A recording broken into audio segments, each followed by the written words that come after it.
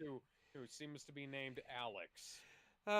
Anyway, welcome back to more Pokemon on Soulsilver, where evidently Alex is still struggling.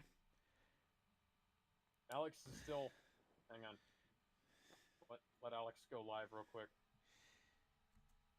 Unfreeze OBS. I need you to unfreeze. I need you to unfreeze OBS. There we go. Transitioning the broadcast failed. Now let's go into the. Okay.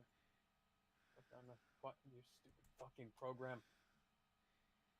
Hello, welcome to Mehcast, and oh, what a motley crew we are. Playing more Sonic Adventure 2, because I suck at this game, apparently. Clearly. I wish I'd played this game at all before. You know what? I can't say that. That didn't help me for Resident Evil or Sonic Adventure 1. Well, that's mostly due to the fact that you haven't played it in a while. Yes.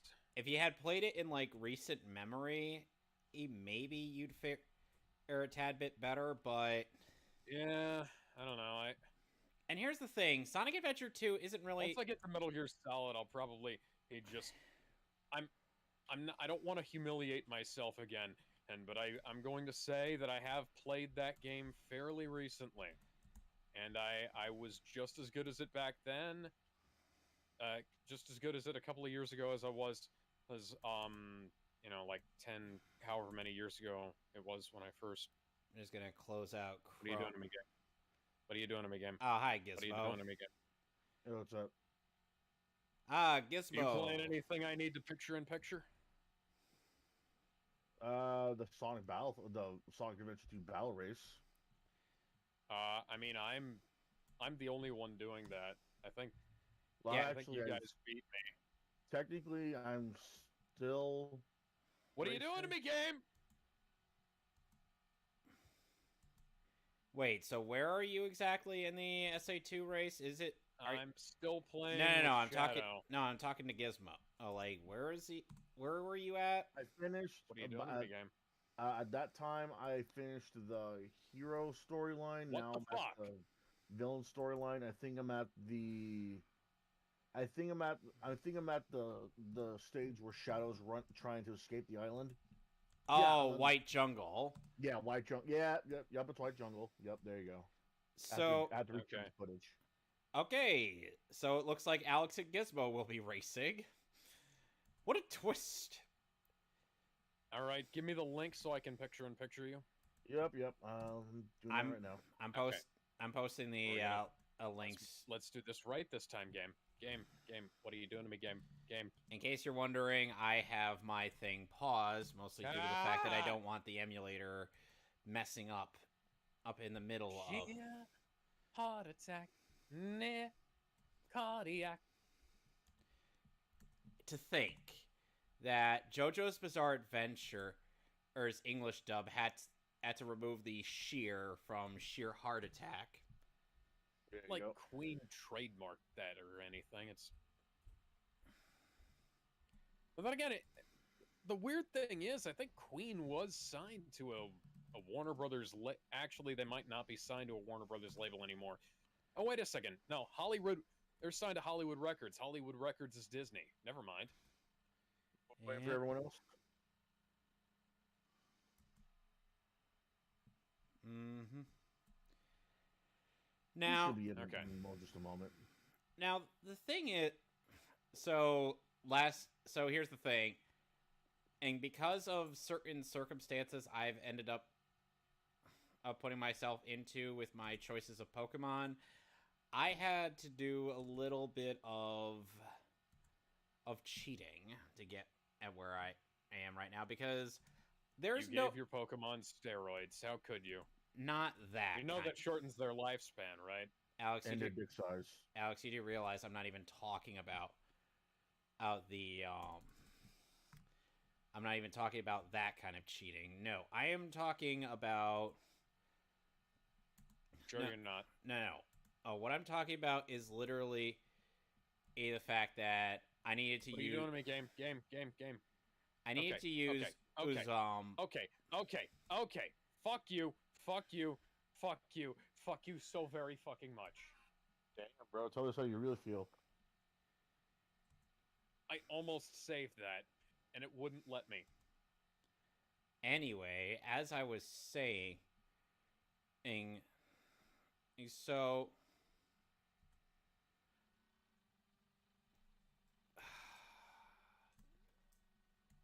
as I was saying, I had to use Pokegen because I can't get Gengar or any trade Pokemon legitimately in my emulator. There's literally no way to do it. I'm gonna like spitball here. Is there like a day-night cycle? Yes, there is. Is because Okay. it still relies on the laptop's clock. Yeah, that was what happened when I was running. I had to do some real fucked up shit to, and by which I mean I had to change what day it was on what time of day it was on my computer to get VBA to recognize that there was a change of time, even though I was running the. All Okay, right. Shadow. There we go. All right. Now so... you can skate down that. Oh, wait, Did you get a message from Barrage? hold on a sec. I gotta. What are you doing to me, game? What is the game doing to you, Alex? I just clipped through the fucking rail. Honestly, sometimes that does happen to me too. Oh, it's just Okay. like. Okay, don't panic. Don't panic. Don't tell me what to do. I'm talking to myself. He likes to do that often. Yes, I love to hear myself speak. And meanwhile, now, Alex, how did you feel about what I recently had pitched to you in regards to a certain somewhat in I terms love of a it. certain It's fucking great. is Okay. honestly I thought it was Okay, Shadow. honestly I thought that bit was just kind of boring. I mean, to be honest. Okay. Oh my god, that actually worked. Oh, and I've got another life. Oh, thank God. Would you like? Oh, and there's rings. Oh, thank God. Would you like I to started know? grinding before the rail existed. So, I Alex. just want to put that on the table. So, Alex, you know why I said? Why I Shadow, say? what are you doing? No, I didn't mean to do that. Did he go? No. Anyway. No, he went. Oh no. The stream just started, or are we still waiting for him? I start. Yeah, I started. Okay, so here we have. You have your VIP.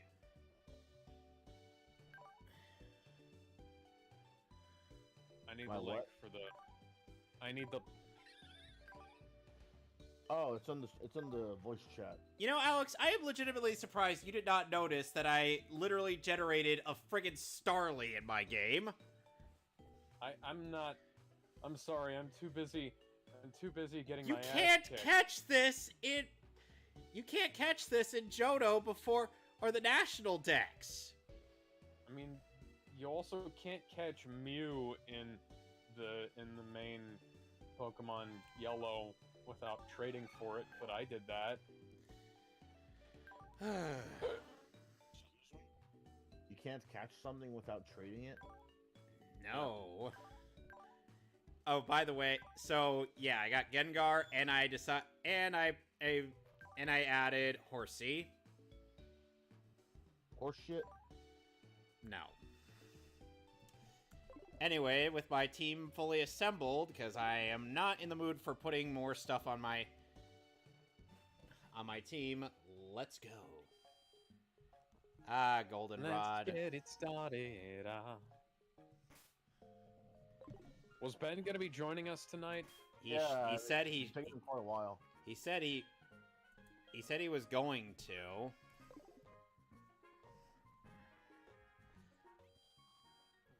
I gotta figure out a way to get my 3DS emulator to run DS games, because I am not confident in my DS emulator's ability to run on this stuff. What Are you using Desmium? I have to. Have to. Okay. I don't have any other way of running this game. You could use No Cache GVA. Have GBA? Is that even remotely better?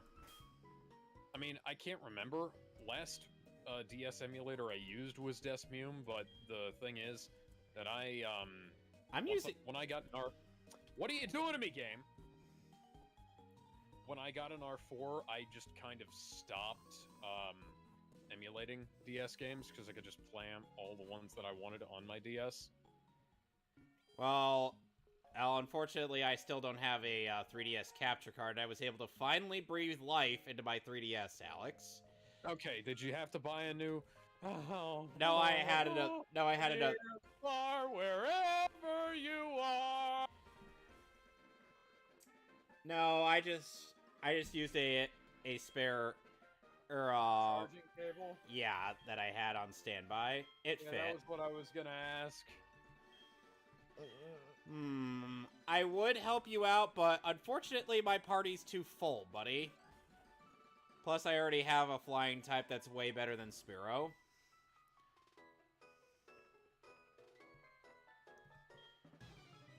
And keep in mind, Alex, after you beat the Dark Side story, which includes that stage and the final boss, you have to do one more action stage, 1 and 2 more boss fights.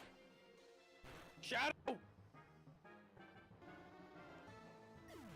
You fucking suck! You're no ultimate life form. Okay, now you're just shitposting. I know. 34. I'm hoping that my berating will make Shadow more competent at his job. Video. Wait a minute. And in case you're wondering, Gizmo, I actually prefer playing the Gen 4 remakes of Gold and Silver over the originals.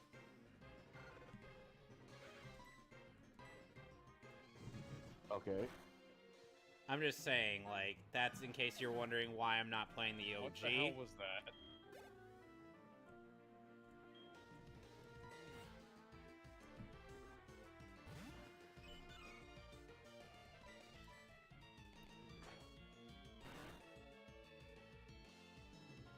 Good thing I'm using an Xbox controller for this.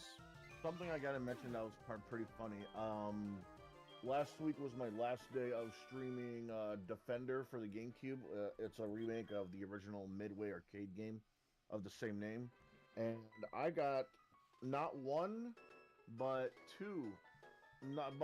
four copyright strikes. Wow! Really?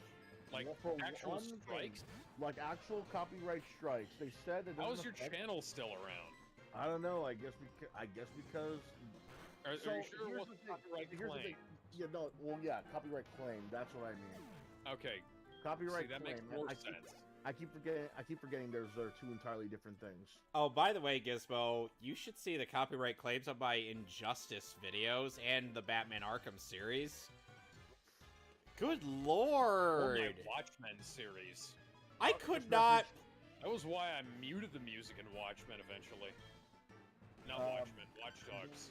Mirage just messaged us. Sorry, eating will join soonish. It's Botagon. Shadow, what are you doing? But here's the thing. Defender has licensed music that they purposely put in. So not only did I get copyright strikes for one song, but I got copyright strikes for 3 other entirely different songs by mostly the same guy. And meanwhile, Saints Row has some problems with the fact that it has quite a few licensed I remember a tracks. friend of mine got muted on his video of Saints Row 4 gameplay for having, because they had the Men Without Hats safety dance song playing. Ooh. While he was streaming the game. Okay. Shadow. So, Ooh, What are we excuse me. doing? okay. Oh, excuse me. I'm just tasting Starburst strawberry flavored C4. What the fuck? Oh, wow. Okay, that's something. We all have strange tastes. Yeah, I don't drink C4 that much, but when I saw have that it- they had strawberry Starburst flavored, I just had to get it because it's I have it the like first 4 or 5 times a week. I have several gigantic tubs full of it. I can tell you right now, I tried the Skittles one. I love it, but for some reason, something about it made Oh, me by give the it way, something. guess what my Gengar's nickname is after? Ooh. It's STH, and my entire her team has Led Zeppelin in motifs.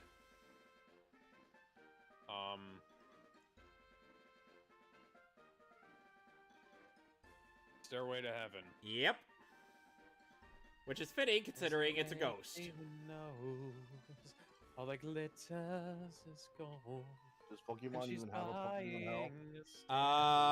I don't know, actually. I asked those questions on purpose just to mess with You. I know you're just fucking with us, Bitch. but here's the thing. Here's the thing, Gizmo. It's weird. It's weird that that's actually something. That's some food for thought there. Probably similar to Dragon Ball Hell. I mean, we never even actually see the afterlife for Pokemon, because aside from maybe that one time when Ash ended up turning into a ghost temporarily, nobody's really died. And gone to an afterlife. Ah, fuck me. No, thank you. Not Have to. that. I'm into big titty goth girls. So, Raven, Yes. by the way, Gizmo, one thing that I've constantly referenced for a while after Alex and I, or after viewing Justice League vs. Teen Titans, unless, I'm sure you've probably seen the movie already. I think I have. Okay, so there's like a training scene in a little while after the beginning of the movie, introducing each of the Titans, Jaime, Beast Boy, and Raven, and then Starfire's kind of just like the leader or the team. So, it's like after Beast Boy just has like a brief conversation with Raven, saying like you were having a nightmare. Is everything okay? Hey, and Raven's like, look, I'm fine, okay? Hey, she. Where do my rings go, game? And so it's like Beast Boy changes back to normal, but Got alien. Raven ends up noticing the fact that he's not exactly wearing clothes. Oh, I bet Raven had an eye full. Oh, she stared a few seconds too long at his green schlong. Just a few seconds. It's too long. What is the purpose of the homing attack if it isn't gonna home in on the enemy's game? You have to be close to the enemies, Alex. I was. Were you? I bet Raven secretly wants Beast Boy to turn into a horse when they're alone. Oh, we've made that joke. Yes, we've made that joke quite a few times. Octopus? And yes, so there's even like a supposed meme-ish image Yeah, where Beast Boy's there's a like, macro for that. can we just have normal sex, please? And Raven's like, no, turn into a horse. God, I hate Goldenrod City on this emulator. Makes me wish I had a 3DS capture card, so that way I don't have to deal with this drama. Love to have a 3DS capture card for my 3DS. It's just that, I'm broke. But not only that, I really don't trust shipping a rare variant of a 3DS over to some dude across the pond. What 3DS do you have? I have the purple star pattern one. Oh, Yeah, cool. me too. Oh, you guys got Well, cool I'm- ones. I just got a generic. Last time I checked, these are now worth $800, maybe more. Yeah, well, unfortunately, like 3DS capture cards are probably non-existent now.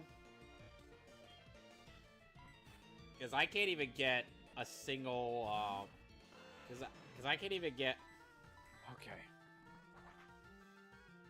You know, I'm really wondering why someone hasn't already tried and figured out a way to capture gameplay off of handhelds without modding it. Oh, because that is literally impossible for most of them. Yep. You have to be able to intercept the video signal, and can't do that without modding it for most of them. Yep. PSP is the only one that has an output to something that'll actually interface with the computer. If I were to ever record Final Fantasy VII Crisis Core, or the Crisis Core Final Fantasy VII, Okay. No, I will likely be doing it off my PSP as opposed to doing. Yeah, do it off your PSP. Don't get the remake or whatever. No, You can use Tifa. PPSSPP for that. Yeah, They yeah, fucked over Tifa. yep. And Yeah, now, upgrade? No, downgrade. and not only that, once more, or they really skimped out on the voice cat. As for this one, because it's like, why do you even need to redub the game? Yeah, why do you need to even bring it back if you're not even gonna, improve on it?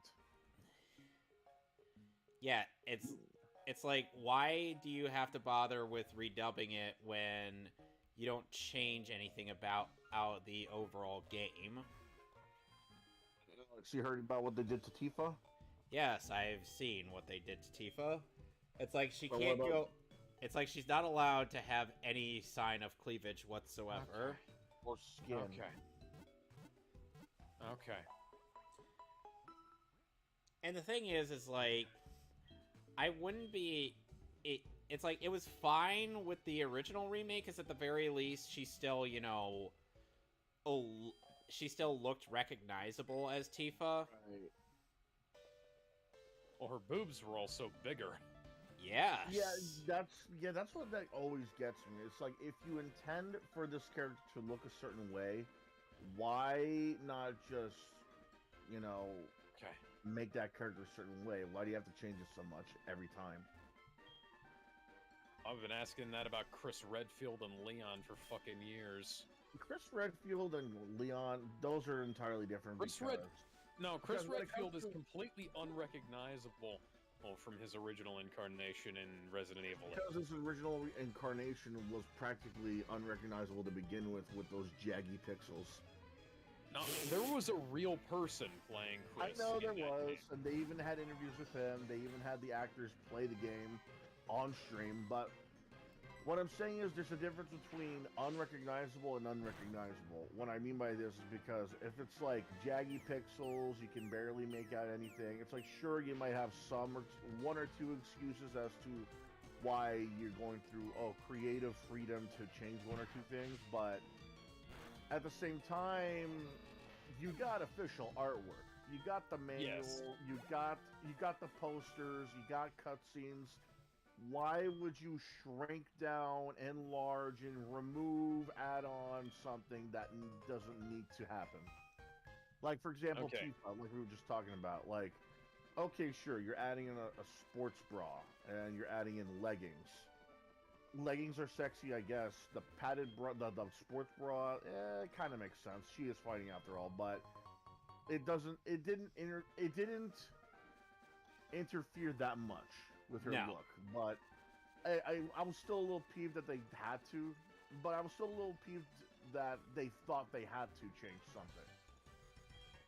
It's like getting a bikini model and then you're like giving her like a more modest two-piece. Okay. So she's look at still that. showing tits. Tell me that those look remotely similar. They do not. Those aren't the same person. I just posted official art from Resident Evil 4 and Resident Evil 1 and Resident Evil 8. These characters do not look remotely similar. No, they To be don't. fair, to be fair, Chris Redfield was like a lot younger than he is now. Yes, but but Chris Redfield also used to have red hair. Right, and so did Leon F. Kennedy. No, Leon had a strawberry He blonde. had red hair. Strawberry blonde again with this shit. Red Yes, is red. strawberry blonde. Red is red. No, it's not. Like, I've had this argument with my mother before. She thinks she's a redhead, and she has like reddish brown at most. If I see pink, it's pink. If I see blue, it's blue. If I see a crystal clear geyser, it's crystal clear. If I'm seeing red on hair, that means the hair is red. No, it doesn't. Like, Yeah, if they're, no. it's mostly blonde. Mostly Leon. blonde. And like Leon's hair didn't start turning sorry, He went Chris's from a hair redhead to like blonde. Chris's hair Dirty didn't start blonde. turning black until like after Resident Evil 5. Up until then he'd always been in kind of a brownish, and then his hair just got darker and darker and darker as he got older, which is like the inverse of how it usually works. I always thought his hair got the darkest in Resident Evil 5. Meanwhile, Chris was. It was still kind of brown in Resident Evil 5. It was just really dark brown. And meanwhile, Chris Sonic is was. using cast control more in this fight than in any other fight in his entire life, and any time past this game, because they're trying to reuse as much enemy AI as possible. And by the way, Alex, since it's the same enemy AI, you know what to do. Same strategy as before. Spam homing attack. Hey, Sally, I'm back from my adventure. Why is your... Are you fat or... Oh, you're not fat. Chaos Control. Rabbot, how are you? Okay, so Alex, new yes, to the Gen 4 remake of... Antoine is not going to be happy about you fucking his wife, Gizmo.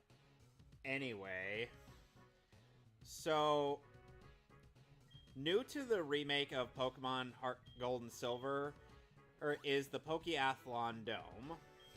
Jesus, say that again. New to the remake of Gold and Silver is the Pokeathlon Dome. Where Pokeathlon. Yes. They couldn't just say Pokeathlon.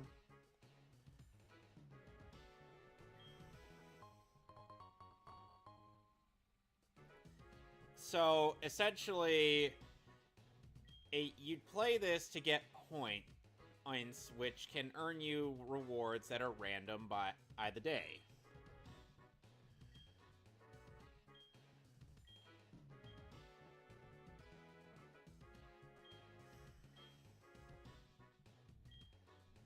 So here we have. So today's prizes are red, blue, and green apricorns, aren't Moo Milk, or Moonstone, and rare candy. Yes, you can get rare candies in this. Sometimes you could also get Metal Coat and whatnot. It ultimately depends on the day, but it's kind of random. I won't be showing it off here because, like I said, it's kind of a waste of time.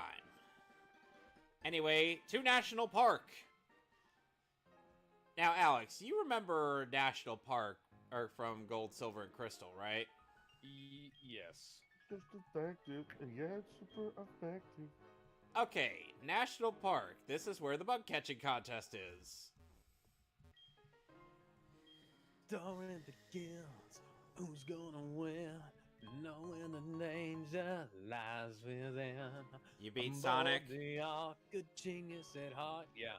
Wanting to. All right, so now you'll be on the last story. I am the Eggman. That's what I am. I am the Eggman. Got the master plan. I am the Eggman.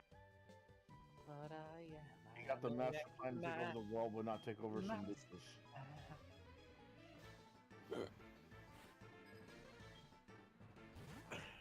Well, in the words of the great Vegeta, first the world, then the bitches. I thought it was first immortality, then the bitches. Semantics.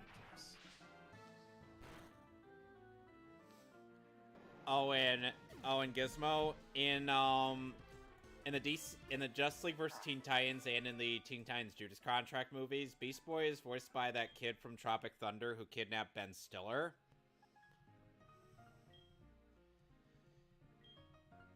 So we played an animal before.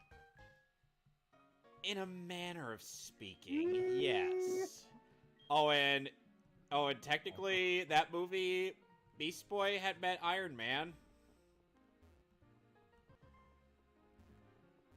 And yeah. And I'm trying to think if Jack Black has ever had any roles in a superhero movie. Bowser. That's not a superhero movie. Yeah, but he was a game character. He was also in a couple of video games. That doesn't count. He's a big deal. Brutal Legend. So Beast Boy kidnaps Ben Stiller, or Death kidnaps. Note Short Stories is coming out soon. Anyway, as I was saying, and so Beast Boy kidnaps Derek Zoolander, and forces him to do comedic sketches, while Iron Man and Poe and the gang have to go and save him. Or I have to go and save Zoolander. Meanwhile, Maverick it yells at people. I am talking scorched earth, motherfucker. I will massacre you. I will fuck you up.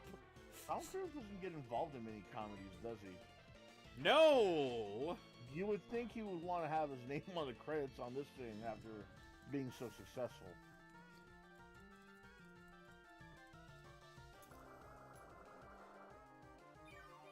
So Gizmo, how do you feel about driving around in Rouge's Dickmobile? Kill me. Can't stand this driving mechanics, man. I hated it in the racer mini game in this fucking thing. What makes them think I'm gonna enjoy it twice over before that I unlock that damn thing? You can now select scenes from the Dark Story. Yep. So you can start from wherever you want.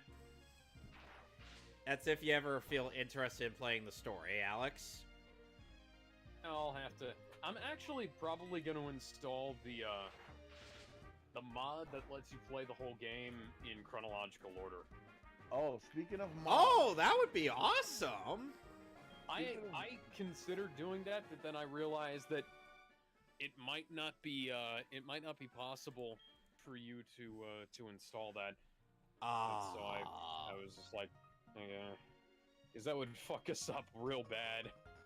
Speaking of mods, kind of funny how despite Sony trying to, shrinking down Tifa and any other girl that might appear, now that Final Fantasy VII is on PC, and now that Crisis Core might be coming to the PC, we can easily get rid of all the unnecessary removals and additions. Don't drink a water such a sweet surprise. Tastes so good with a titty sweet cherry pie. Wow. Tifa is mine. Tifa's certainly my cherry pie. So, guys. And now... I'm here now. Oh, hi, Ben. Hi, Ben. Finally, Sorry, I'm late. Finally, we can start the news.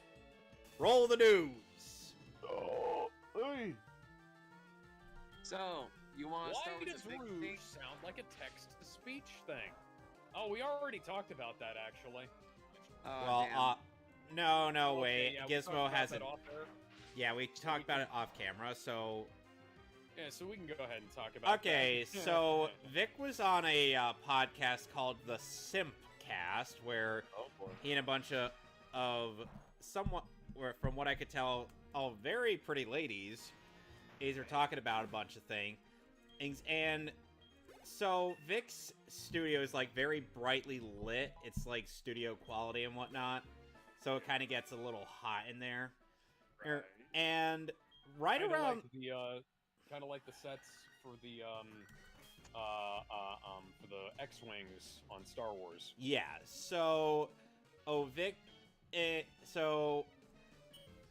Unbeknownst to probably, like, the viewers for the majority of the time...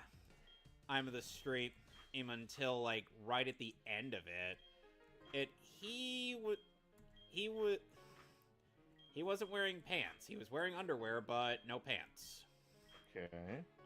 The only reason we know this is because he accidentally tilted the camera down as the stream was coming to an end. Nobody said a word about it. It was just kind of a little.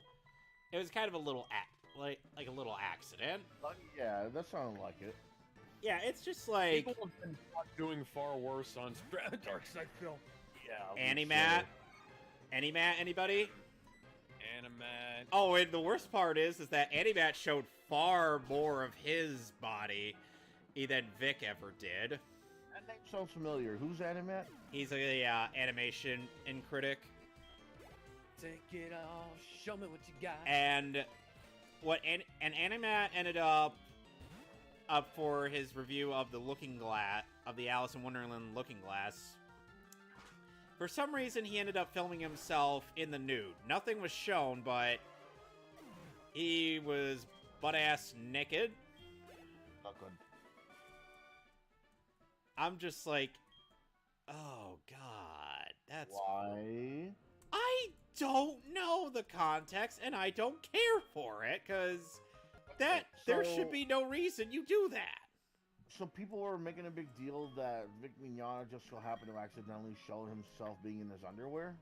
Yeah, and like I said, the studio is kind of hot in there, so of course he's not, and of course he's not gonna be like of course he's not gonna think, and plus you usually film yourself from your upper body. You're not gonna film from the waist up. Yeah, from the waist up. You're not going to be seeing... social circumstances, you're not going to really film yourself waist down. Yeah, it's not like you're recording for like an OnlyFans video. Right, you're not like doing an joke exercise stream or anything like that. Lord Cat had a joke about how if he got banned off of YouTube, he'd start streaming on Pornhub and he'd just stream from the waist down. I mean, that's how a lot of that's how a lot of, a lot of, cam girl sites are anyway. Yep. And people, and of course the usual crowd are like, oh, Vic is a pervert, or he's indecent. Bruh, it's his own studio. And on top of that, nobody said a word about it. Nobody was like no one was like, hey Vic, are you in your underwear? The girls were just like the girls just probably assumed it was likely hot in there, and they didn't say a word. Yeah, heard about they it. were oblivious to the fact. Yeah, it sounded like they didn't even care. So as per usual, the usual crowd outer saying, he's exposing himself on camera willfully. And I'm just so like, why would he wait until the last second to where everybody is gonna go offline to expose himself? You know what? It might just have something to do with the fact that these people are stupid, and and hear me out on this, and are likely thirsty for some Vic McDick. Mignogna mangina. No. they want the Vic dick. They want the Vic mangina. They want to get Dick Mignona'd. There you go. That's better. Dick Mignogna. They want the Dick Mignogna. I like that. And it's like, say here. And it's like, yep. And I'm just like, Vic, you people. Okay, I can see the video here now. Oh, Vic like bumped his laptop screen, and the camera shifted down, and he ended the call. Yeah, it was literally just by accident. I have done that. I have literally done that. I haven't been in my underwear when I did it, but I didn't think twice about it. It was just like, yeah, okay. Yeah. This is just like one of those accidental things. It's not like It's not like there are times where I just straight up stream naked. Thank God I don't have a camera. Good. There was a girl who, like, streamed on Twitch while she was getting railed. And Oh, I she heard about that, somehow yeah. only got like a week ban. She did it again, didn't she? Like, I heard like she did it again. No, and got no, another that ban. was just another clip from the same stream. It's fucking hilarious, though. Uh, guy That's pretty shows his dick, funny. he'll It's gotta be- go nowhere, though. I mean, it's Ren famous. No one takes them seriously. and here's the thing, No, Renfam. Renfamous is a fucking cunt, and she's been at, you know, she was attached to the anti-comic skate crowd for Fuck her. some fucking reason, and I have no idea why anybody took her seriously.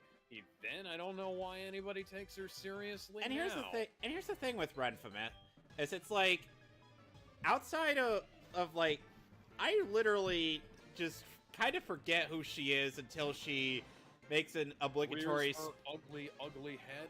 Yeah, rears her ugly, disgusting head Blue hair. in here, and I'm just like, I'm sorry, who are you again? She made me hate blue hair. Girls like that made me hate blue hair. And my favorite blue hair girls are Bulma, before Super was a thing, and Sailor Mercury. What about Botan? Who remembers Botan?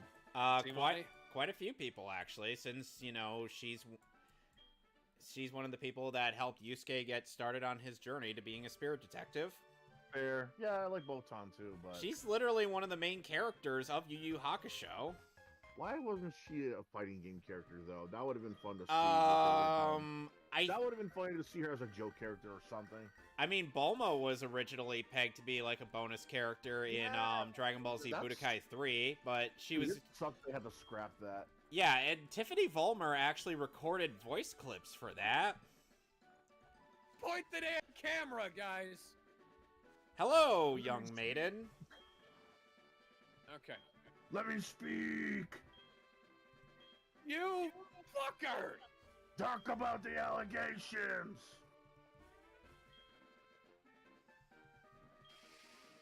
Alright, just spraying a squirt bottle onto this odd tree, and it's now going to attack me.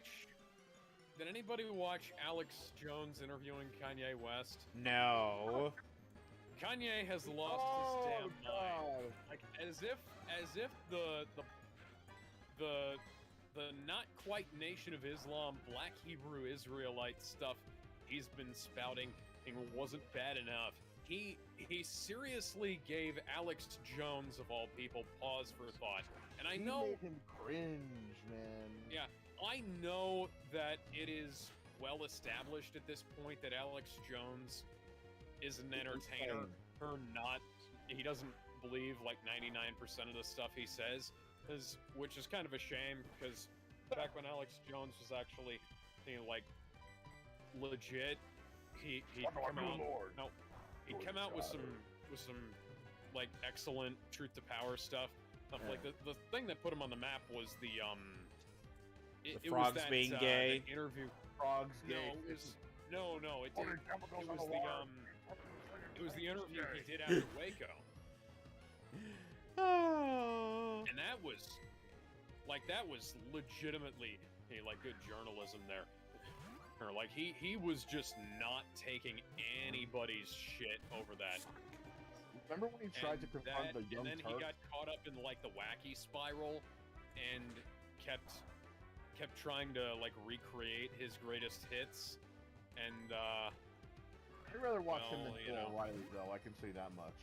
okay, yes, that is, if for no other reason than the fact that Alex Jones is just entertaining, whereas Bill O'Reilly is He attacks everything from both he's sides. a fucking insane.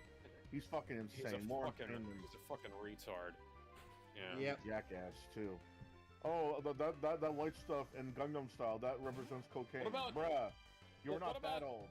What about the fact that like Bill O'Reilly once said, "Tide goes out, tide comes in," and you can't explain that, and it's like, That became come a- on, bro. Tide goes in, tide goes out. Literally can. You're a grown ass man. Literally You didn't can. pass elementary school.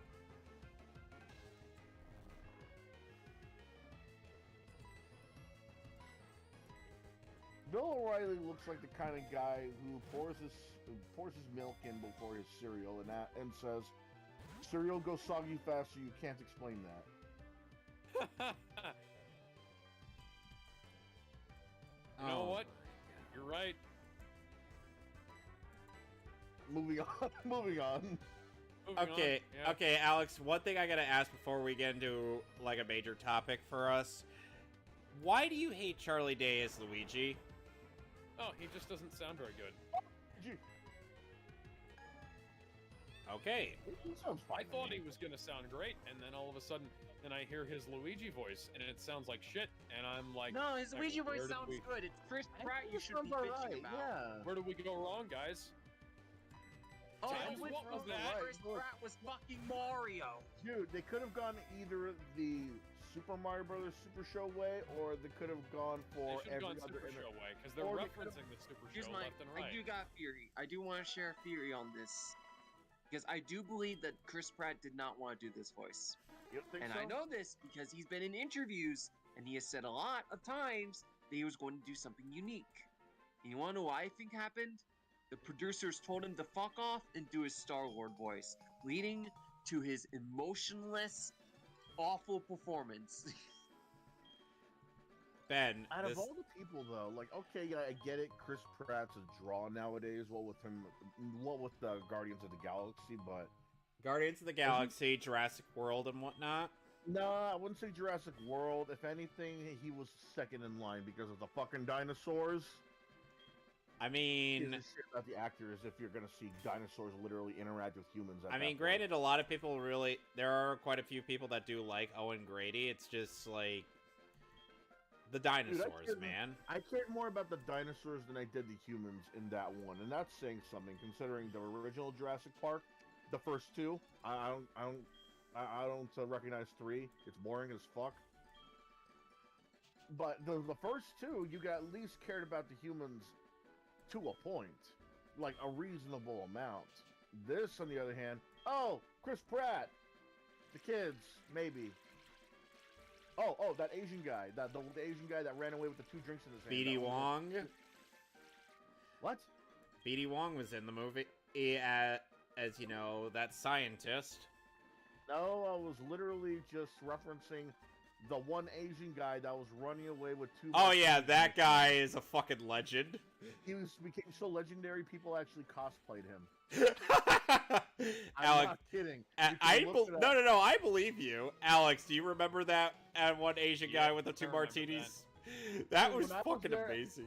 I was there opening day, and I was literally the only one that actually noticed that the one Asian guy in the sun hat and Hawaiian shirt running away from dinosaurs, not with a kid, not with a loved one, not with friends, but with 2 glasses of what seemed to be cosmopolitans in his hands, full to the brim, and he's running away with those 2 in his hand. He doesn't even throw them. He's running away because he might not running away with them in his hand because he might not be able to drink them again. Oh, that guy's a fucking legend.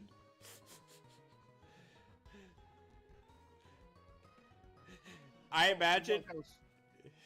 Anyway, and like I it's was saying though, Chris Pratt, it's like I said, I get like he might be a draw because he was in Guardians of the Galaxy and that got him more popular. It's practically like, let's say, getting Johnny Depp in a Sonic movie. I get it. It's like that would certainly be interesting. Think about it. Like he's been in a ton of Pirates of the Caribbean movies. He's been in He's been in like the Harry Potter a bunch of Harry Potter movies as of late. It makes sense why they would want him in Sonic the Hedgehog if they ever will. Make But him Gerald Robotnik, please. that's awesome. But here's the thing, though. Sonic Chris 3. Pratt here's the thing, with, though. If they're gonna get Johnny Depp in a Sonic movie, they're either gonna make a character that revolves around him, or try and pick a character that best suits the role, like whether it be his voice or him like acting wise. Like for all we know, he might sound like a cool SPO.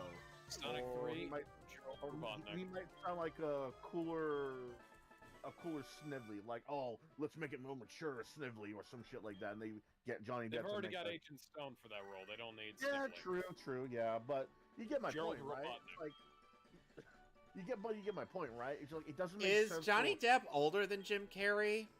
It doesn't matter. It would all be flashbacks. The point is, it makes sense why they want to get a well-known actor to draw a crowd. It doesn't make sense why they want this particular actor to voice as Mario himself. You already got Charles Martinet, but you're having him voice act Get in... Liam Neeson as Mario. Redub all of Mario's voice lines with Liam Neeson. I have a very specific set of skills. skills that will still make hate me that a nightmare for men like you? I still. Are we still talking about Mario? I feel like we We're got still talking off about track. Mario, but if anything, if they had to pick anyone, either pick someone that sounds like his Super Mario Brothers Super Show counterpart, or a very good Mario impersonator, or just get Charles Martinet. Gizmo. Here's a better idea. Get fucking Charles. Yeah, that's what I said. The third choice is just get Charles Martinet, but for some reason they decided to have him as only a cameo. Here's the thing, though. I have a theory, and I don't even think this was Nintendo's decision. Is this a game theory? game I mean, theory? Because here's the technically thing, it's a right? movie Let me theory. ask everyone a question. What here. the? Is it in character for Nintendo to recast one of their bigger voice actors in favor of someone that doesn't sound like Mario at all because it's a big name? Probably not, but Not really. No, the answer is no. Does it sound in character for Illumination to do that? yes. Yes. Absolutely. Yes. So my theory is that Nintendo's allowed to have everything, but lost control on one thing. Guess what that might be? The casting. Some aspects Yeah. of the casting, yeah. Yeah. Yes. So, but here's the thing, though. Like, it makes sense if you don't remember Donkey Kong having voice acting because not many people. My biggest gripe with the casting of that. My biggest gripe with the casting is actually Seth Rogen as Donkey Kong. Yeah, because You if know who it should've anyone, been? if anyone, who? Christopher Judge. Christopher Judge. Wow, that's a hell of a casting there. Like, I'm gonna be honest, like, I do want to say, and this is nothing against Chris Pratt. Like, I love the dude, he does great work. This is the worst casting I've ever seen. Ben, I you hate have, it. It Ben, genuinely- you have it not genuinely- seen the. Every time I hear it, Matt it Wolf pisses is me like off. Yagami. I mean, that's bad, but this is worse. well, No. that's an He's not even- Americanized. That's an Americanized version of an anime, so you can't Right. really blame everybody for that. I can't even blame Pratt because it's not even the performance he wanted to do, at least from what I've seen, what he Wahoo! said. He wanted to do a different take, but they wouldn't let him, so now he's just doing, okay, fuck it, I'll just do my regular routine, I don't fucking care anymore, Guys. and leading to this unemotional, fucking, bland fucking Honestly, he performance. sounds better than Charlie Day does. No, Here's he my doesn't. other- Charlie Day, He sounds Charlie Day worse. is too screechy. Charlie Like, Day is here's- great! I don't know why Charlie Day can't. Charlie Day's Luigi is so screechy and screamy. Not, that's Luigi, though! No, That it's is not. Luigi! Yes, Luigi Yeah, have isn't- you not played the Luigi Luigi's isn't that Mansion screechy. game?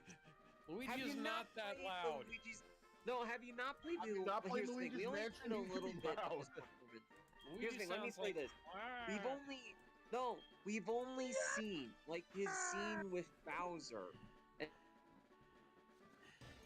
You know what I imagine when Luigi nowadays? All I can imagine with Luigi in that scene is what comes out of his mouth ends up being the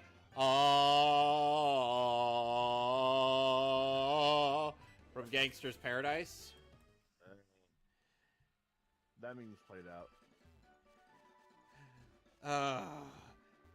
Did anyone see the Jimmy Neutron sings Gangster's Paradise full scene in video? Months ago. Oh, that one was funny. There was actually a clever joke behind it. Cause Here's my like, other thing about the voice cast, though, is if nobody remembers, say,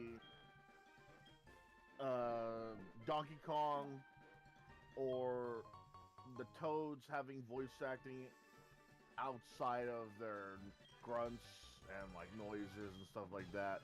I get it, you know. So like, not everybody knows about the Donkey Kong 3D cartoon, as hokey as that is. Banana Slammer.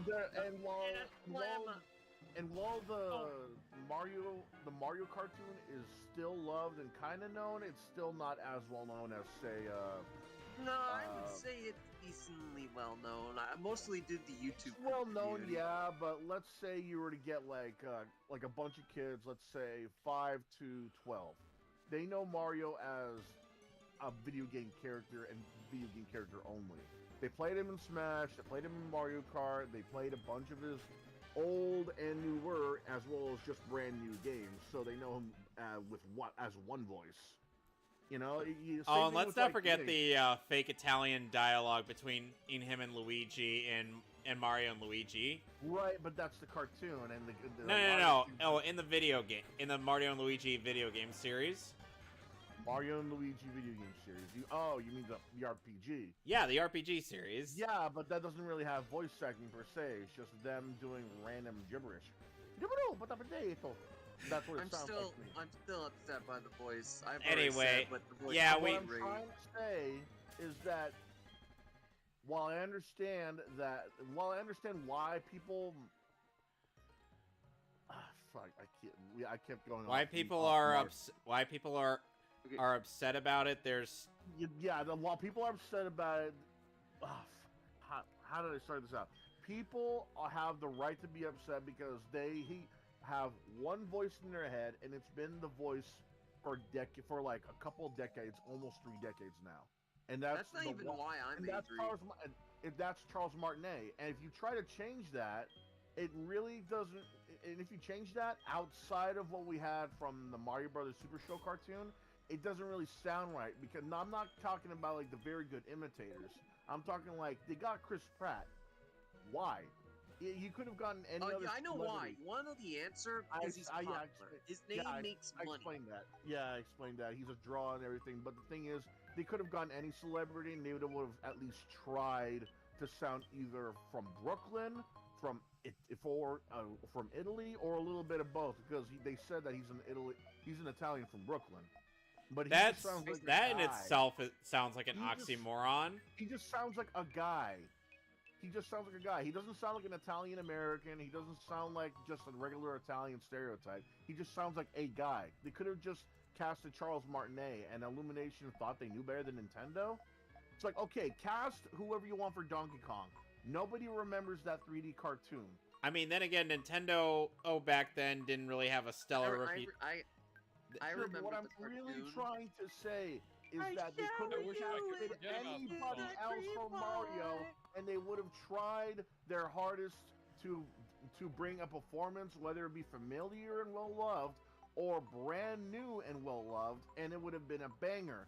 Chris Pratt, on the other hand, is a really, really, really random choice out of all the celebrities you could have gotten. Like I said from before, if they would have gotten Johnny Depp for a Sonic movie, that's a very random guy to cast, because who are you going to cast him as? SBO? A new character? That's the same thing here. They got Chris Pratt to voice Mario. Why? They already got a well-known voice that voiced Mario for decades now. Ever since that Mario teaching game on the PC. Mario Teaches Typing? Nope, not Mario Teaches Typing. I forgot what it was called, but it's Mario's Time Machine? No, it's a PC game. I keep forgetting what it's called, but I don't want to get off course again. The thing is, they already had a familiar voice. They could have gotten him to say some lines, because he has said more than just a phrase of like 4 words. He said full sentences before. He pretended to have conversations with people before. He's made cameos. And when I mean cameos, I mean the online, service for celebrities to like talk to people. Like, why? And like, why would any movie studio not do their research or just care enough to know that's fucking Mario, just cast Mario as himself? I don't give a shit about Chris Pratt being Mario, because whatever, Hollywood's gonna Hollywood. They did the same thing with when they fucking casted who the fuckery is that for Goku in Dragon Ball Evolution. Look how that ended up. Kid from fucking World of Worlds. Yeah, well, who remembers him from who remembers him the from either? Steven Spielberg remake of World of Worlds? Regardless, though, I do have faith in the new movie being not only successful, but at least a little bit decent, because the new trailer showed, the blocks, the obstacles, more of the creatures, fucking Mario Kart. I didn't think they would bring that to the movie. But the thing can we is, talk I'm still about gonna that? be, Because that's I'm the ending still of the gonna be movie. bothered by Chris Pratt voicing Mario. It doesn't matter how well that. How much you want to bet the Mario Kart thing is just going to be them fucking around at the end of the film? Probably. I just did that. It's the Oh, ending so of like the their own- movie. I'm Their telling own you. version of a dance number? Oh yeah, I think so. Yeah, It's that's. literally just the ending of the movie. You wanted to see Mario Kart art in the Quit movie. pumping. Well, here it is at the end of the film. People are still I don't. bitching about Why like, though? Why? people are still bitching Why about spoil Peach's the girl boss ending? now. Because Everyone that's what did it. Marvel does.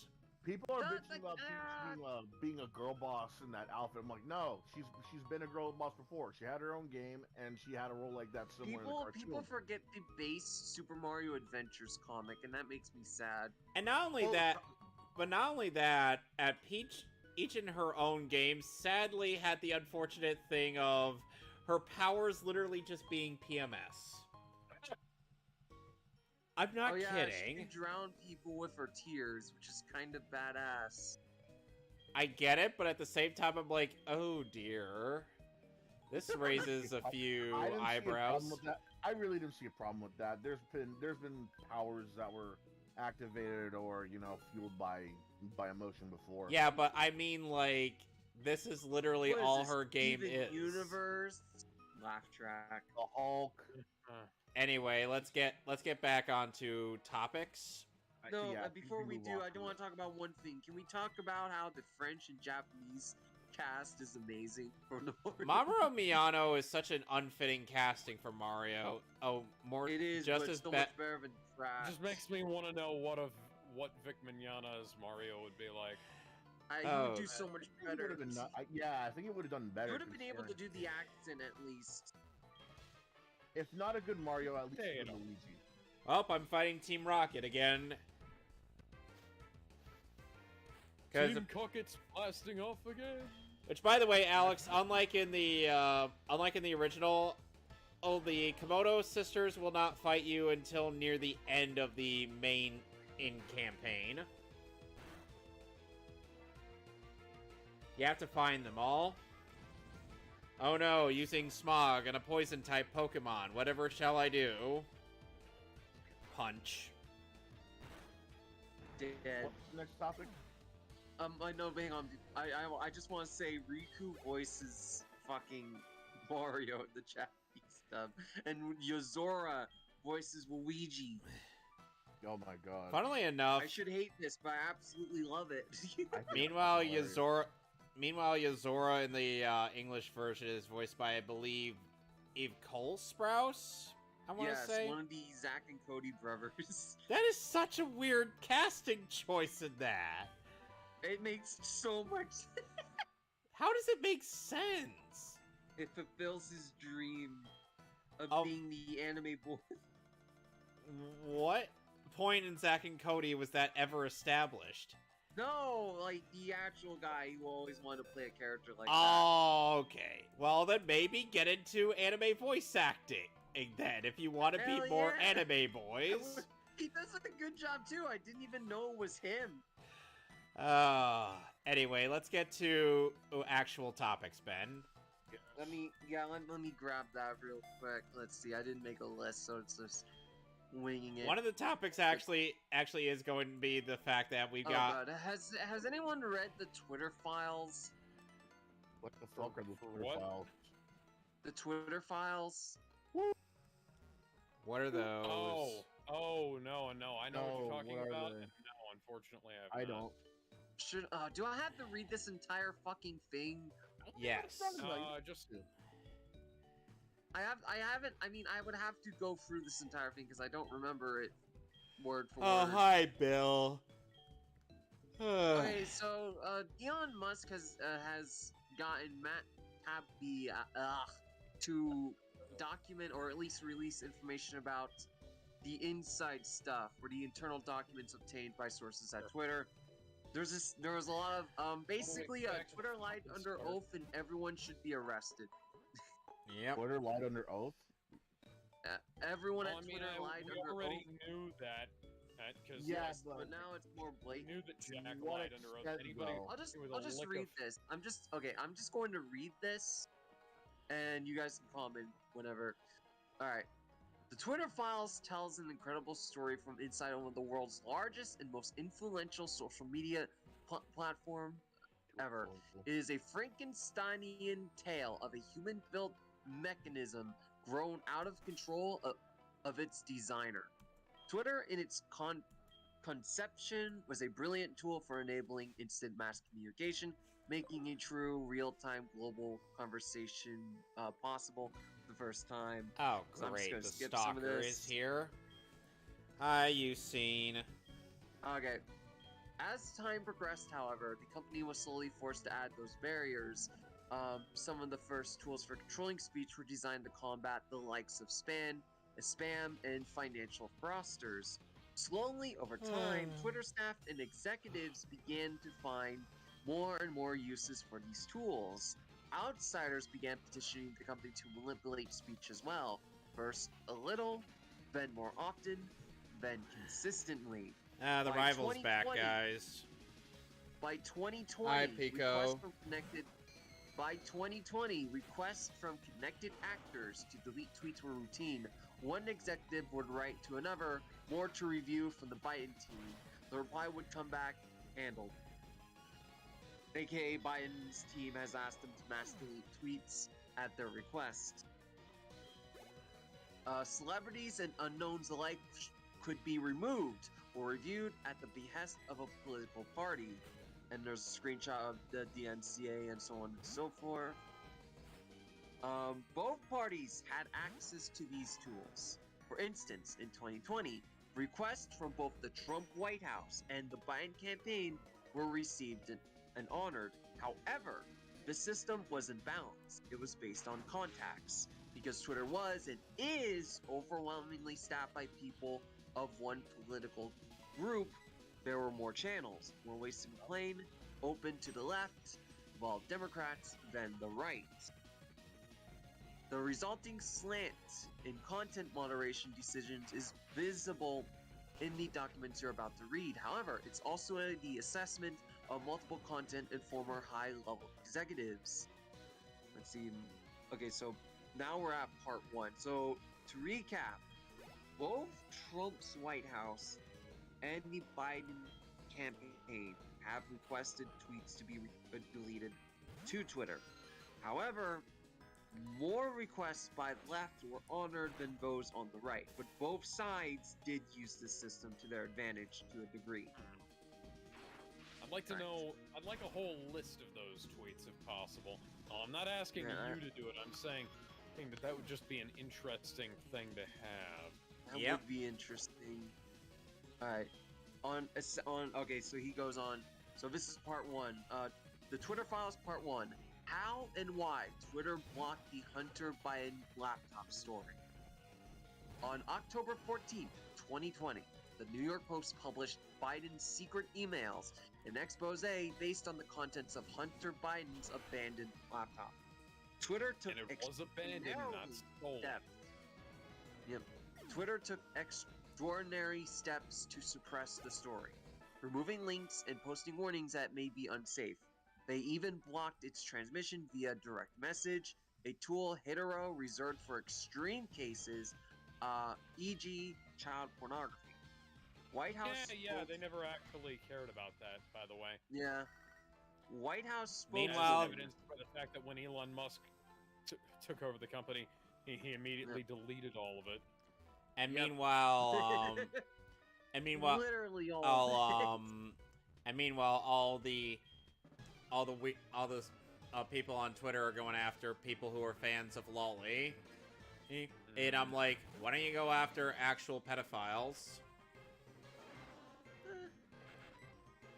Alright, well, where was I at? Give me one moment to reorganize myself. Okay, here we go. Okay, Twitter took extraordinary... Yeah, I read that part. A White House spokeswoman at the time, Kalia McKenty, was locked out of her account for tweeting about the story, prompting a furious letter from Trump campaign staffer Mike, who seemed, and I quote, at least pretend to care for the next 20 days. This led public policy executive Caroline Storm to send out a polite "what the fuck" query. Several employees noted that there was tension between the comms and policy teams, who had less control over moderation, and the safety/trust teams. Let's see. Storm's note returned the answer that the laptop story had been removed for violation of the company's, and I quote, hacked materials policy. Although several sources recalled hearing about a general warning from the federal law enforcement that summer about possible foreign hacks, there's no evidence that I've seen of any government involvement in the laptop story. In fact, that might have been the problem.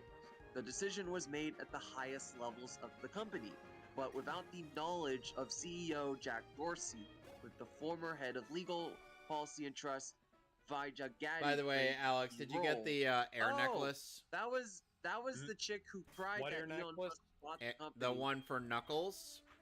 Am I going to need it?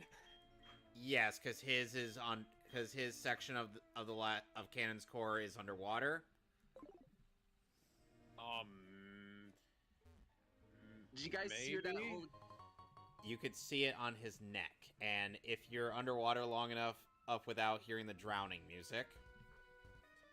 Anyway, yeah. Hey, did you guys hear the name that I read, or no? What was the name? Actually, I can't say it right. Let me send it to General Broadcast. I put it in there. She was the one who was kind of the head of that, or at least played a key role in burying the story. Vijaya Gaddy. The girl who cried that, she was the head of the legal stuff. Yeah, the former head of legal policy and trust. Oh, Kirstie Alley just died. Rip. Kirstie Alley? I'm gonna rant about this later, but I want to ask now, why is 2022 taking everyone with them? Jesus Christ, it's like the end of the year and everyone's dropping and it's fucked. Yeah. What more do you want from us? No, you're not taking Gabe Newell. He's ours. Alright, now I'm gonna continue reading. They just freelanced it, is how one former employee characterized the decision. Hacking was the excuse, but within a few hours, pretty much everyone realized that wasn't going to hold, but no one had the guts to reverse it. You can see the confusion in the following lengthy exchange, which ends up including Gaddy and former Trust and Safety Chief Yoli Rolf. Comms Officer Trenton Kennedy writes, I'm struggling to understand the policy basis for marking this as unsafe. I'm gonna read this. Treston, I'm struggling to understand the policy basis for marking this unsafe. I think the best explainability argument for this externally would be that we're waiting to understand if the story is the result of hacked materials. We'll face hard questions on this if we don't have some kind of solid reasoning for marking the link unsafe. Kay replied, will we also mark similar stories as unsafe? That's a small exchange, I guess. By this point, everyone, and I quote, everyone knew this was fucked, said one former employee, but the response was essentially to err on the side of continuing to err. Former VA of Global Comms, Brandon asked, can we truthfully claim that this is part of the policy? To which the former deputy Jim Baker again seems to advise saying the non-course because caution is warranted. A fundamental problem with tech companies in content moderation, many people in charge of speech know/care little about speech and have to be told the basics by outsiders.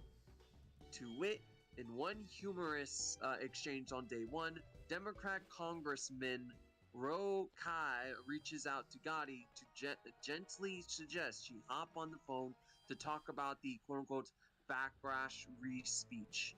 Ka was the only Democratic official I could find in the files who expressed concern. Gotti replies quickly, immediately diving into the weeds of Twitter's policy, unaware Ka is more worried about the Bill of Rights. Ka, I might be saying the name. I'm gonna send the name to Kevin to fact check myself. Just to make sure I'm saying this right.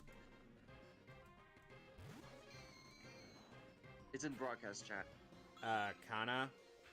Kana. Okay, Kana. Kana tries to reroute the conversation to the First Amendment, mention of which is genuinely hard to find in the files. Of course, the only one trying to talk about it is a fucking Democrat. This is how fucked this situation is. I want you to think about this. Alright, within a day, the head of public policy, London Cumbertson, receives a ghastly letter/report from Carl of the research firm NetChoice, which had already pulled 12 members of Congress, 9 Republicans and 3 Democrats from the quote-unquote the House Judiciary Commission to Reed Ruby's office. Let's see. Yesterday, NetChoice's Chris met informally with 9 Republicans and 3 Democratic House staffers to gather intel about Facebook and Twitter in the New York Post story. The staffers hail from the House Committee, yada yada yada. That's not really it.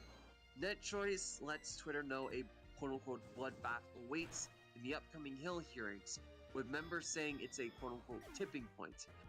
Complaining tech has grown so big that they can't even regulate themselves, so government may need to intervene.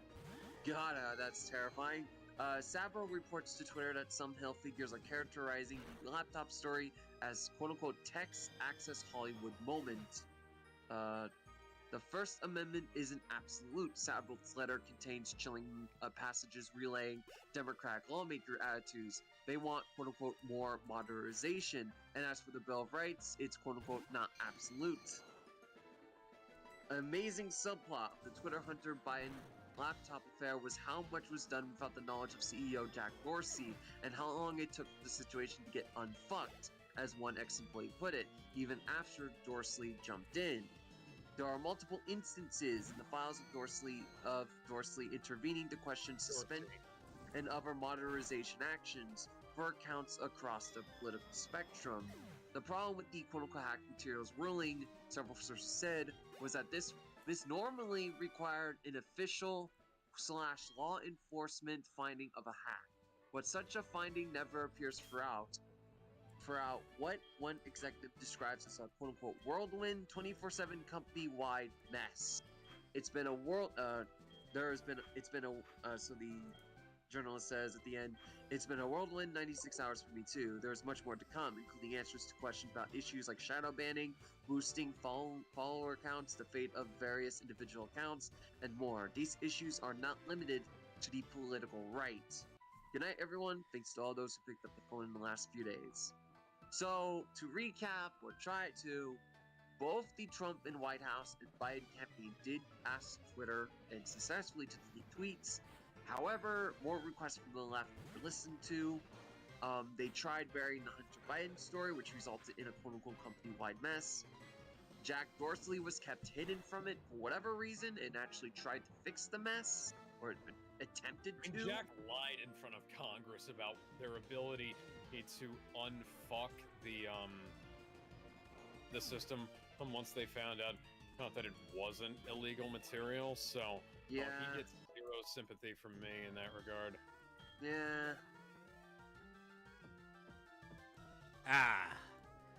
Guys, I'm getting staked by curse. The Haunter killed itself in order to curse me. Switch this out. Anyway, so... Oh, basically, Twitter has a bias. Anyway, is there anything else to this story, Ben? That was really. the whole thing. Alright, so... Honestly, I'm not surprised.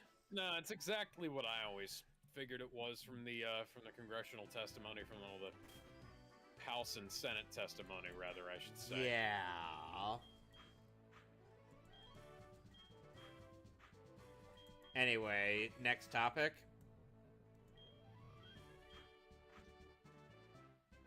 Oh yeah, let me get that up. News topics. Let's see. Up. Up.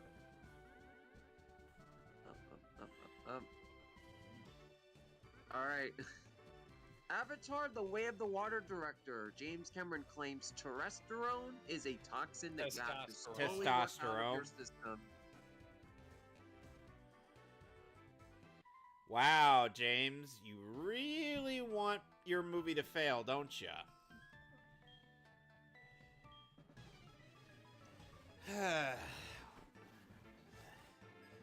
Yeah. Alex, you got anything to defend this man now? Seriously disappointed, James. Yeah, I'm not gonna see the movie because of that. I've lost all interest. Gizmo? Wow! I want to say, great marketing for a movie that needs to make $2 billion back in order to break even. Good job, James.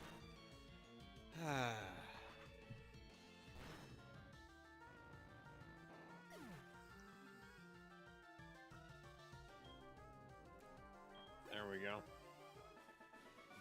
Now, Gizmo, what are your thoughts on this?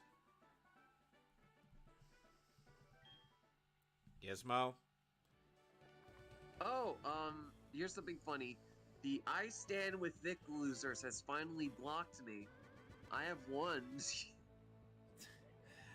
Well, at least you've been blocked. They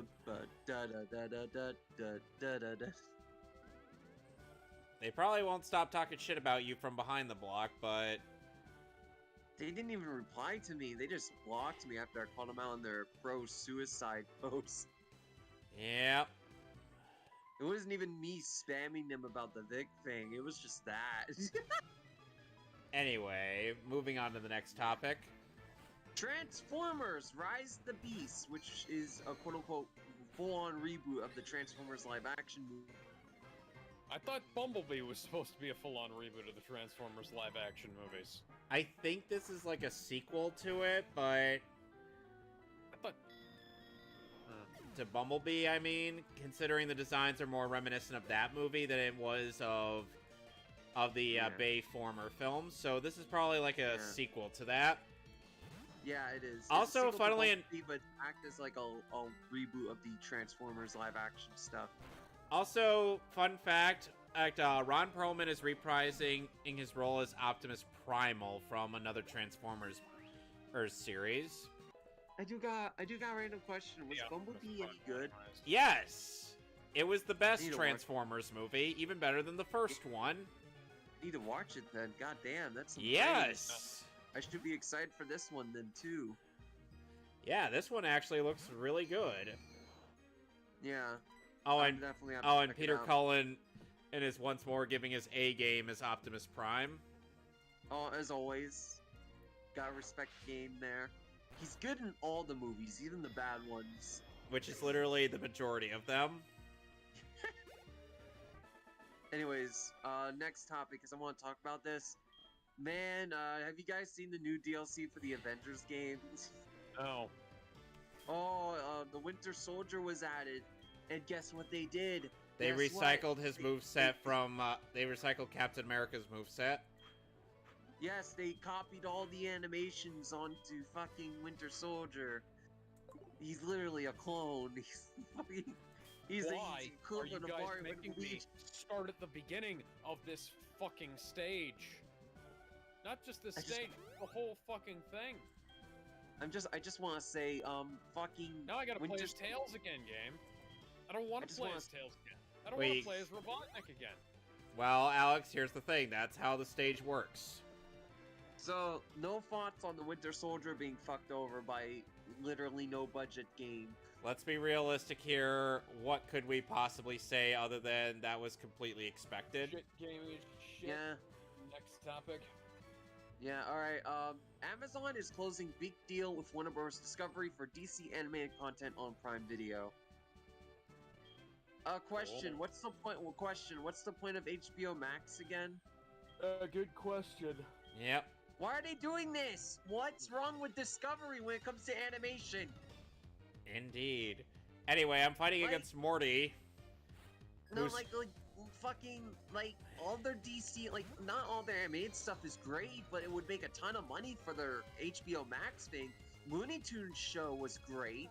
Fucking Amazing World Gumball was going to get a movie, and that's not, well, not dead, but it's being shopped around elsewhere. Like, why can't you have it on HBO Max? I mean, okay, Amazon getting it is pretty neat because we could genuinely see a Boys Invincible DC crossover down the line because of that. That's cool, but why? Why? Guys, I've got a Space Invader here. Nice.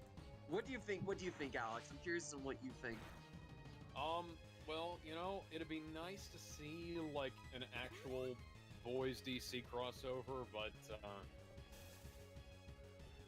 You're already writing that. yeah. But, Someone's jealous. well, you know what? But I get the feeling that, like with every other animated project DC puts out, it's probably not going to be as good as the comic. Or I don't know, in this man. case, Superboy I and Bat Boy was pretty great from what you guys said. okay, the Super Sons movie, yes, that was awesome. Judas Contract was also great. Bat Boy, what's wrong with Superboy me? and Batboy, what the fuck is going on with you, dude? It's Superboy and Robin. I know. What's wrong with me? Gonna put you to sleep, Gengar. Anyways, but this could be a good and bad thing. I genuinely can't tell because Amazon is such a hit and Gonna miss that it use just depends mean on look. project to project. But I mean, we'll see. I'm still a little peeved about what happened to the Amazing World Gumball. Also, they fucking canceled the Looney Tunes show.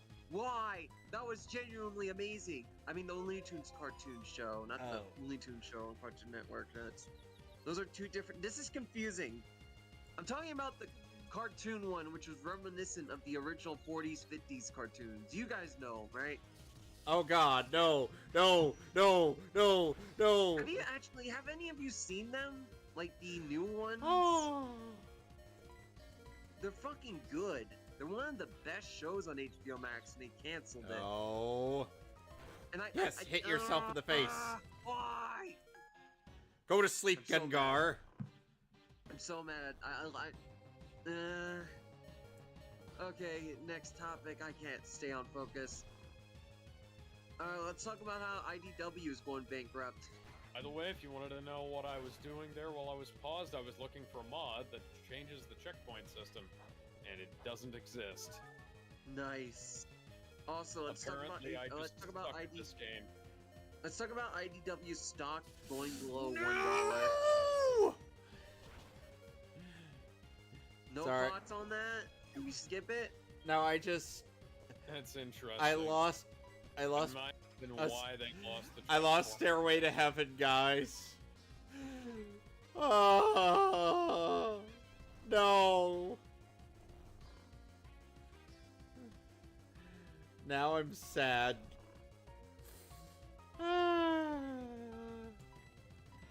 Fine, I'll switch into Cashmere.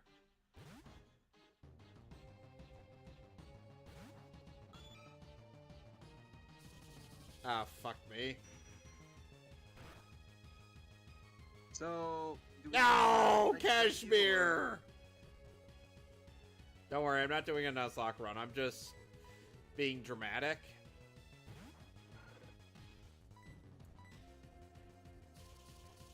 Don't you fucking dare. Oh, thank God. God damn you, Morty Gengar. Why won't you die? No, Zeppeli, why? Sorry. Again, I'm being dramatic. Anyway, what were you saying, Ben? IDW is going bankrupt slowly. Their Oh. stock has went below $1. Ouch. That has got us really bad. That is good. If they have 30. Ruining the Transformers comics as they were ending them.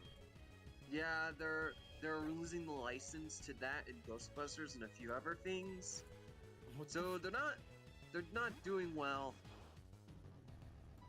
It's kind of sad because IDW makes some good stuff, but they pissed off majority of their fan base woke stuff. So this is kind of expected. Get woke, go broke. Yep. Yeah. Gizmo, your thoughts? I don't think he's around. He's been very silent for a while. No, he's here. Do you know that Bowser had a brother? No. No. Yeah, he had a brother in Super Mario Lost World. There's art of him too. Is he warped? This is a Morty, you dumbass! Just Morty, you fucking idiot! Also, did you know that the voice of Unicron back in the movie, the animated movie, was done by the Citizen Kane director? Yes, I know. Oh, that is It's a very amazing. common piece of knowledge. Orson Welles was also a giant Transformers geek. Like he corrected.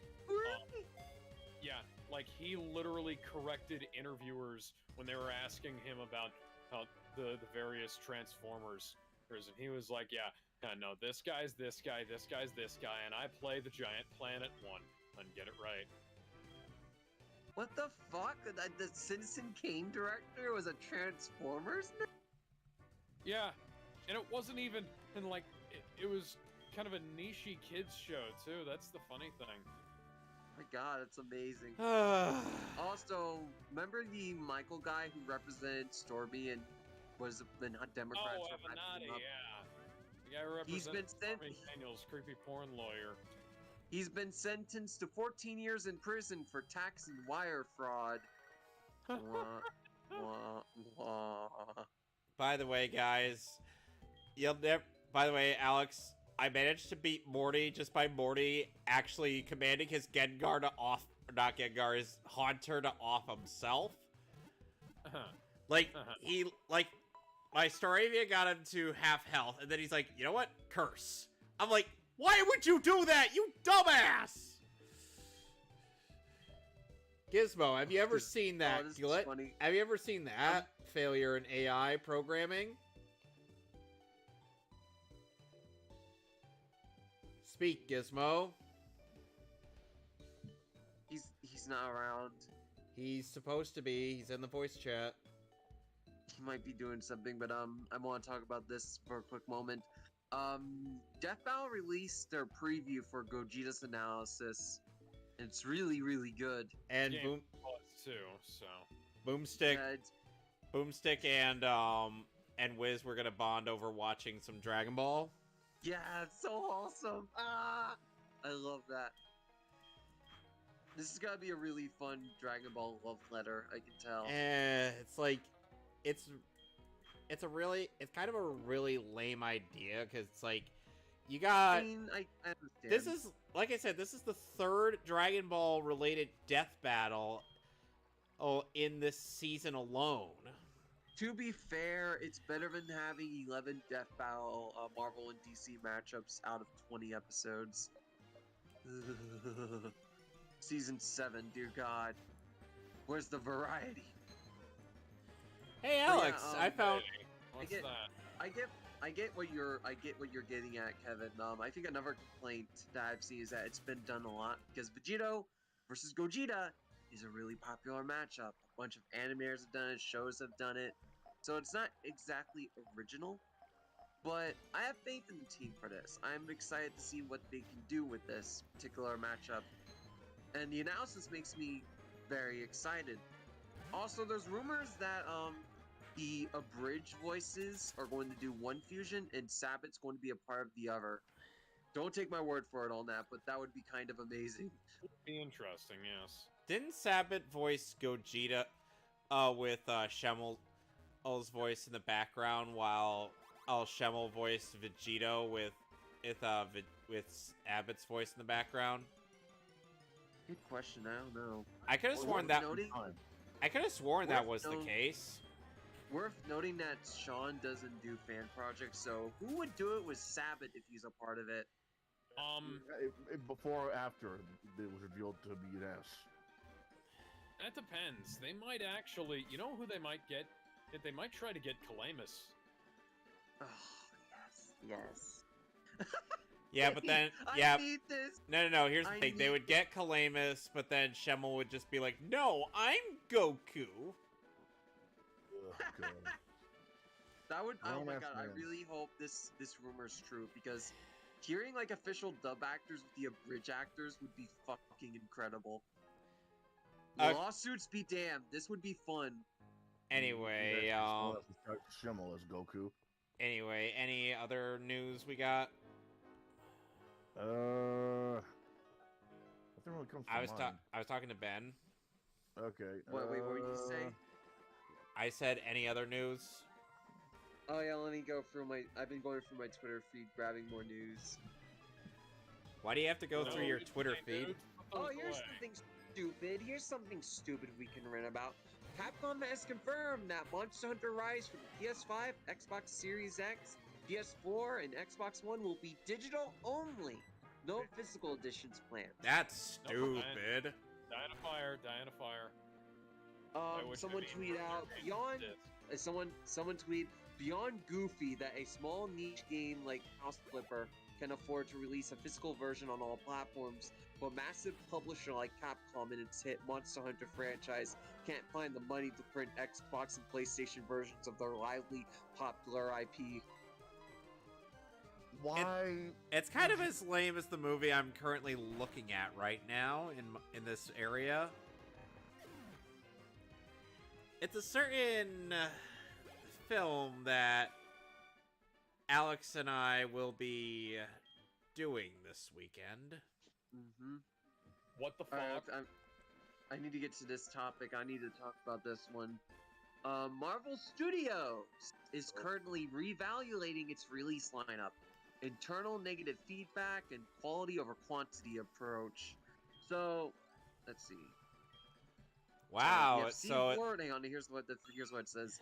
We have received word from our sources that Marvel Studios is currently reevaluating its release lineup for Phases 5 and 6. As Phase 4 comes to a close, we've been informed of internal negative feedback about how Phase 4 was handled regarding public distribution and quality. It has led to fear that Phases 5 and 6 are headed in the same direction as 4.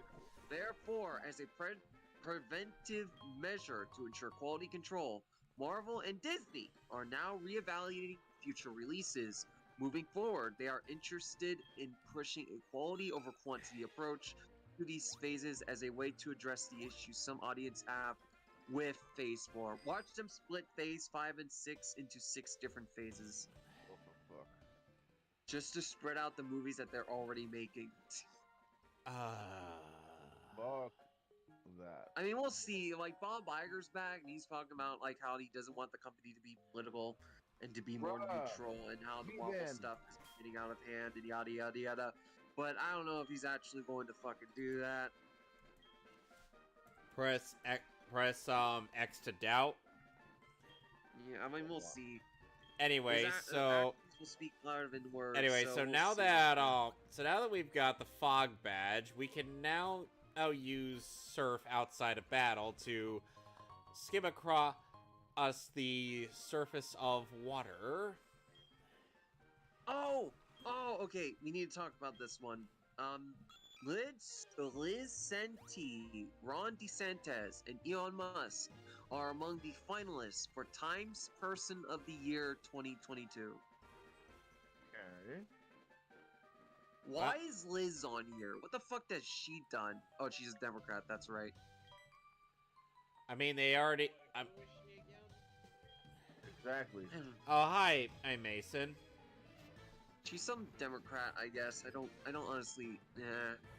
They all blend together for me, so it's hard to tell the difference. I know she hates Trump, but that's almost all Democrats, basically. So you could get So you could get at at. So you could get a person. She's a Your part of the foreign fan fucking- bad. She's a Yeah, part of the okay, January gotcha. 6th committee. Of course she is. Of course. The incident that killed absolutely nobody. Well, Except like one girl who was killed by a Democrat. killed by the police. Yeah, by the police. Yeah. Fuck the police going straight from the underground. Oh God. Oh, by the way, fuck yeah, Sea King. Oh, this has gotta be news that pisses off Kevin. David Lugg, known for Bleach, is not reprising his role. Yeah, I was pissed when I heard Patrick Seitz as Kenpachi. I was just like, God damn it, Viz. Yeah, they Lodge fucked up the ball, is- now the Lodge- viewership is dropped Lodge as a said- result. Lodge said that he was willing to settle on a lower budget, a lower pay, just to please the fans, and it looked like he was gonna fucking do it. But no, Ryan Johnston decided, let's get the sloppy seconds instead. Ryan Johnson? That's the name of the Johnston, not Ryan, Ryan Johnston. The way you Our- say it makes it our sound wa- like the actual Ryan. Yeah, it's a little weird the way he's saying it, but and that's how it is. he's- Johnston.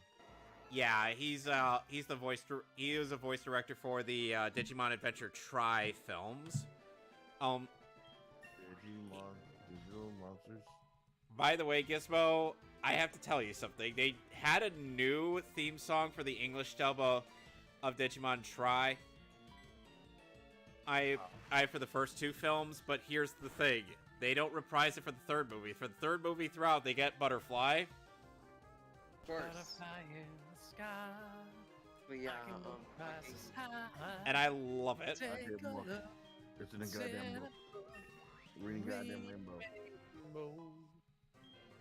But yeah, what was I gonna say? Oh, hang on, there was a news thing I You're wanted about to to read. start singing along. Oh yeah.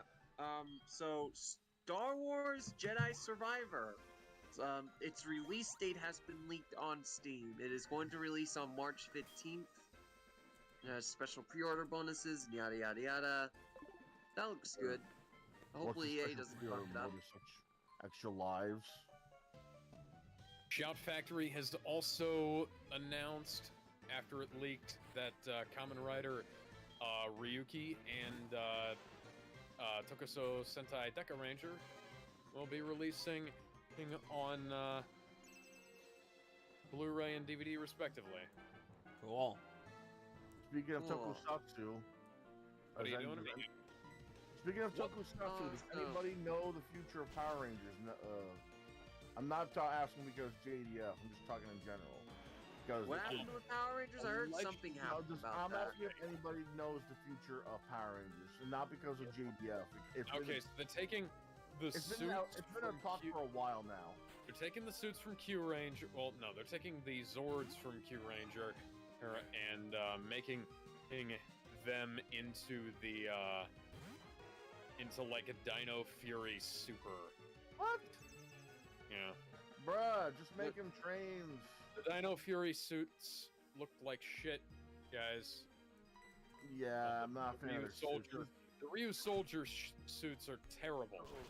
Why? What is so wrong about just making a new type of Power Ranger and just saying, "Oh yeah, he's from this area" as opposed to that area? Like we got Angel Grove already. I don't know. And we They're it's trying. like this- it's like we got Angel Grove, then we got like a city that's protected by. See, they've been trying and Power Rangers. failing for almost a decade now to recreate MMPR or with more failings than the original had, and the original had plenty. The original did not need help not being, the original did not need help with the weird shit that went on it. It's just You by know? itself. But somehow they keep recreating the failings of MMPR with none of the strengths. Don't know how, don't know why. Do they have Goldar? They don't have Goldar. I am disappointed. We all are. Goldar. But do they have Zed? They technically have Lord Zed, but Robert Axelrod is dead, so they don't. Sad. And with and like I said, in Digimon he voiced Wizardmon. God, what a weird line to say. What? I got hot sauce. It's better on tacos. Bro, where'd you even keep the sauce? Why And would you even have and the sauce? Devimon falls for it, hook, line, and sinker. Wizardmon doesn't really do jack shit in the show, doesn't he? He's kind of the morality pet for Gatomon. Yeah, but at least each of the Digimon has at least one attack or defense power or something. Wizardmon, Right, like, Wizardmon is supposed to be a especially champion level old Digimon like Gatomon, but You got a name called Wizardmon. I expect you to at least like cast a spell I or some beg. shit. Why are you underwater? Like the last time I saw him, he was alive and then dead, literally. He's like, oh, it's Wizardmon. Oh, you want to talk? You want to get to Kyrie? You have to get through me. All right, lol. Boom. Oh, I'm dying. Oh, I hope you're alright, Kyrie. Bleh. He's like, oh, okay.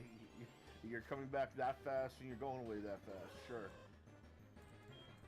You're a wizard, ho! Where's your powers? what wizard powers is gonna do anything against Myotismon? I don't know anything. At least try and do something outside of the one attack you got. You're a wizard. It's in the name, Wizardmon. In the Japanese version, he's just called Wizarmon. It's like finding out. It's like finding out. Oh, I caught a Hitmochamp. Oh, he doesn't box. What do you mean? He doesn't throw punches. I don't understand why. I don't know, man. He just doesn't. Bruh, it's in the name. It's in the name. He's got boxing gloves on, for God's sake. Why wasn't he throw punches? It's like this. It's in the name. Assume that just because that's his name, that means he can throw a punch. People This will. one just I You still got find it. boxing gloves. If one you're just a plays Pokemon piano. and you're born with boxing gloves for hands, yeah, I'm gonna expect you to know how to throw a fucking punch. aftermarket. Digimon, if I see you in the goddamn wizard gear and your name is Wizardmon, yeah, I'm gonna expect you to know a spell or two. Two! More than one. Fuck's sake. And another thing is like, so Where's Oh. the third crystal? Fucking Rouge. all right, Alex, Gizmo, where are you guys at in your race? In your part of the race? Knuckles. Underwater. I'm in outer space with Rouge. Oh, you're on that level. Oh, oh, oh! I feel so sorry for you, Gizmo. Rouge, you whore, where'd you put the... Come over here and torque on them haters with me. Are you okay? No. Okay then. Believe it or not, I'm walking on air. Believe it or not. Yeah. You know what would be nice? Is if there wasn't acid all over the fucking place. Or electricity. Actually, hang on. If this is electricity, why aren't I dead? I don't know. Could be. Believe it or not, it's just me. Fuck you, Rouge. Okay. So what I'm doing is just kind of going through a couple bits of Johto, just to, you know, show off Surf and what it's capable of. Because there is one more thing I need to get before I go Transfer into to the. stage. Thank you. Wait, you're in. Are you now? I'm now in Sonic stage. All right, you're in the last section of Cannon's Core. fucking god. After that, you gotta do a boss fight with Shadow. Cool. For a minute there, I thought I was gonna feel your spirit dying. My spirit's dying. You almost did, but I have a life left. Okay. Okay, so I ended up acquiring the Mystic Water, which I will give to Kashmir.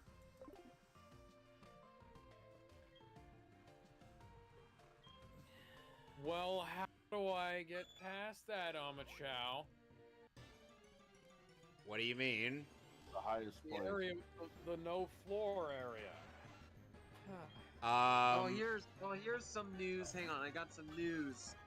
Wait, Biden just blocked funds meant for Florida that were supposed to help rebuild the state following the destruction caused by Hurricane Ian. Lovely. Oof. Really? Ooh, I wonder why he's doing that. I wonder. You little bastard. Anyway, Alex, to get past the no floor section, homing attack the artificial chaos that's causing the door to be locked, and then homing attack back to land. Okay. That's all you gotta do. It's that easy. Okay. There's no floor here either. What do you mean? I mean, look at it. Okay, I'm just gonna... There's nothing really newsworthy now, so I think that's. Oh, you already beat the artificial chaos. Now go back and find the door. Oh, I got the door. Alright, now go through it. I'm Not- in the door.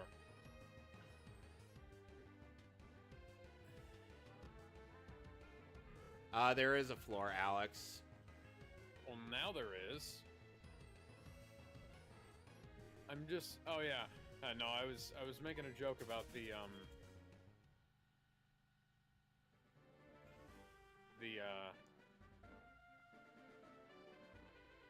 Use the bounce bracelet for this part to get to the time thing, and then somersault underneath the gate.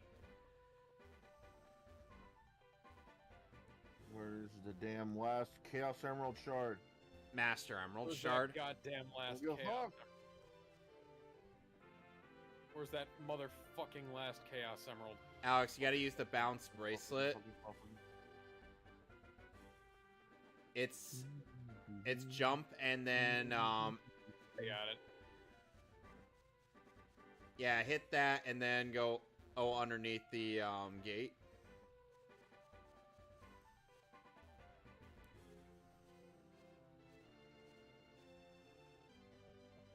I get the feeling I wasn't supposed to do that. No, you were supposed to do that. All right, now you just homing attack. Homing attack. Go up the go up the water thing. Go I up tried. it. Why, I tried. Alex? You're supposed to keep doing it until you're over the middle. Yeah. That's Squeeze in the middle. Snack time in the middle. Squeeze in the middle. Snack time in the middle. Losing my fucking mind here. Rouge, where's the goddamn 6-piece? Better than the 1 piece, the 6 piece. Okay, Alex, you remember what to do now that I've explained it to you? Yeah. Okay. Give me a speed up item for what? I'm not racing.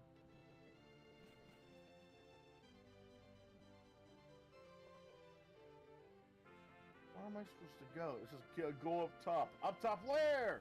Gizmo, the hints are backwards. I might as well be speaking Klingon. I'm gonna go backwards. I put it on my bonnet. Alec, Gizmo. As in the hint, as in after the first hint, the second and third hints mean the exact opposite.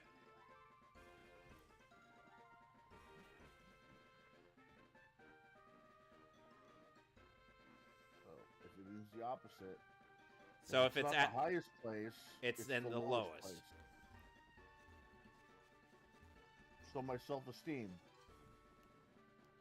Uh-huh. All right, so Alex, now that My you're patience, then.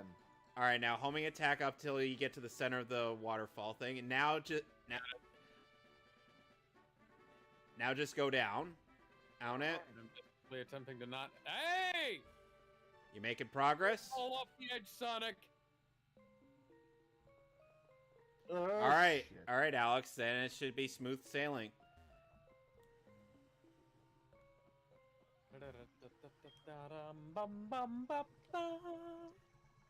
All right, good. You did it.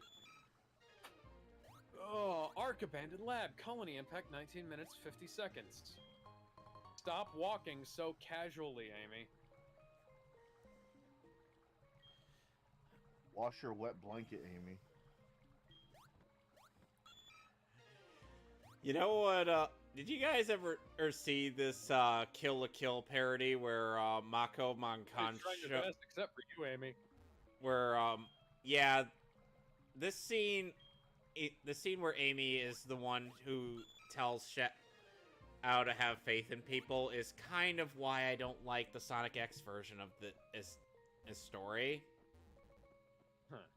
Because it had to be given to Chris friggin' Thorndike. What if it was Chris Redfield? I would. That would be more believable. That would actually be cool. I will be honest with you, Alex. That would actually be. That would actually be, you know. Sonic and Shadow go to the gun range afterwards. Oh. I keep forgetting your old fan fiction idea. Yeah. Shadow, what gun are you gonna use? I'm gonna be safe and use a 1911. It doesn't jam. Chris I'm and the going two of to them use and an go to the AR-15. fucking shooting range.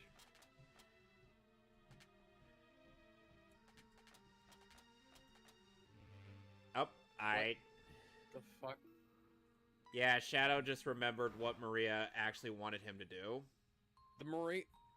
I installed a new models mod, and it feels like it's changed about half of them, like in some way, and then the rest of them have just been changed for the worse.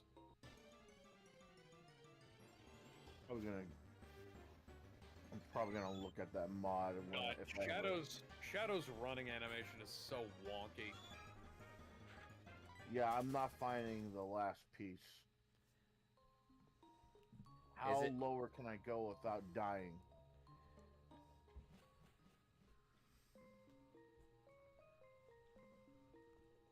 I don't know. Nothing is popping up on radar. Have you checked around the platforms arms that are lower? I'm literally on those platforms. Wait a Hmm. minute. No, wait, no. That's what I was gonna say. You were having a stress-induced hallucination, weren't you? Yes. Yeah. Okay, so Hold up. Hold up.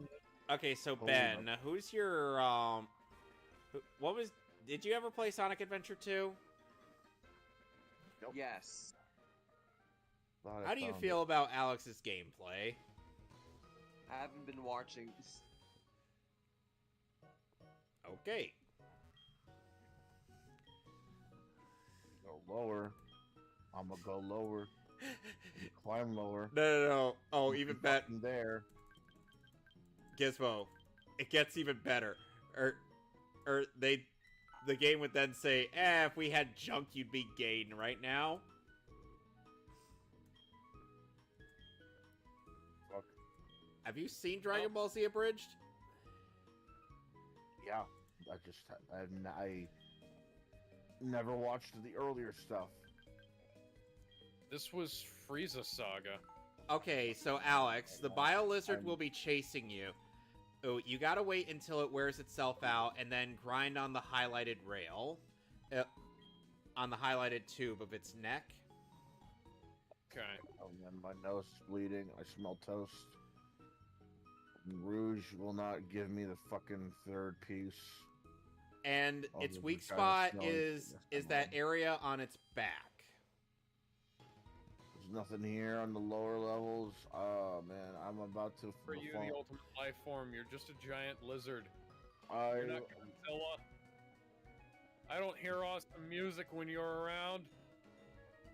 Rouge, you're here. I be committing a domestic.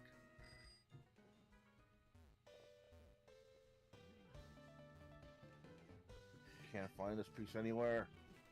I'm gonna suplex a damn GameCube. You can't do that. It's too small. Suplex. He's gonna take it to Suplex City. Oh, and yeah, the water will instant kill you if you get too close to the. Yeah. Weird. Okay, so I at the very least, you don't need to do Cannon's Core again. Yeah. Admittedly, this boss fight is. God. Admittedly, this boss fight is slow and somewhat monotonous. However, I do enjoy it for like the theming of, the theming for Shadow's character at this point in the story. Yeah, the fact that Shadow actually he decides to fight like this is pretty good. Where's his gun? The he's missing his gun, and the bio lizard is weak. Oh, you're too fat, bio lizard. Oh, and by the way, and I was gonna say, starting after the first hit, he'll fire slow moving shadow balls at you that get faster with each hit. That. Where is it? You either have to jump over it or I want to be in your mouth. Ow. Or somersault it. I found it. You did it? Found it. The prototype of Ultimate Life. This looks nothing like me, Gerald.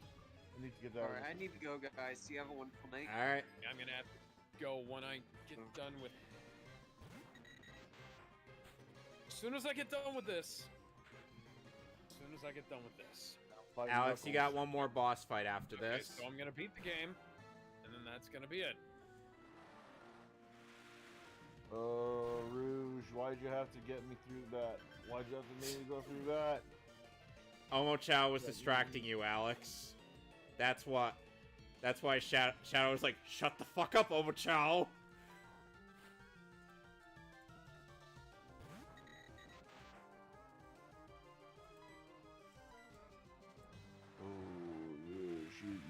If you lose this, I swear to God, I'm gonna perform a domestic. What, you're fighting Knuckles? I'm fighting Knuckles, and if I lose the first round, I'm gonna commit a domestic. I'm gonna wet the back of my hand. Swear to God. You can't smack a fictional character, Gizmo. And I will. It's called the TV. The Knuckles McFuckholes games. What? What on earth? How is it that... I have no idea. Guys, I seriously have to wonder, how is it that I could, during recordings, I could make 3D Sonic bend to my whim? Good question. Yes. You killed him? Yes. Now get back to your corner, Rouge. Goddamn. Get in your box. Get in your goddamn cardboard box. You put me through that shit again. Here. Oh. I swear. Your limbs are far too stubby in comparison to the rest of your body. Yeah, at the very least, Alex, when we get to the third slot for the Monday night stream, aims we're at least gonna be doing something that we're all gonna be able to participate in. Yes. Although I do need to get that game. You don't have superstars? No. Come on, man. Oh, he's already gone. Okay, I guess he didn't have that much to. In terms of news. Yeah, just noticed he's gone. Yeah, Ben said he had to go. Yeah.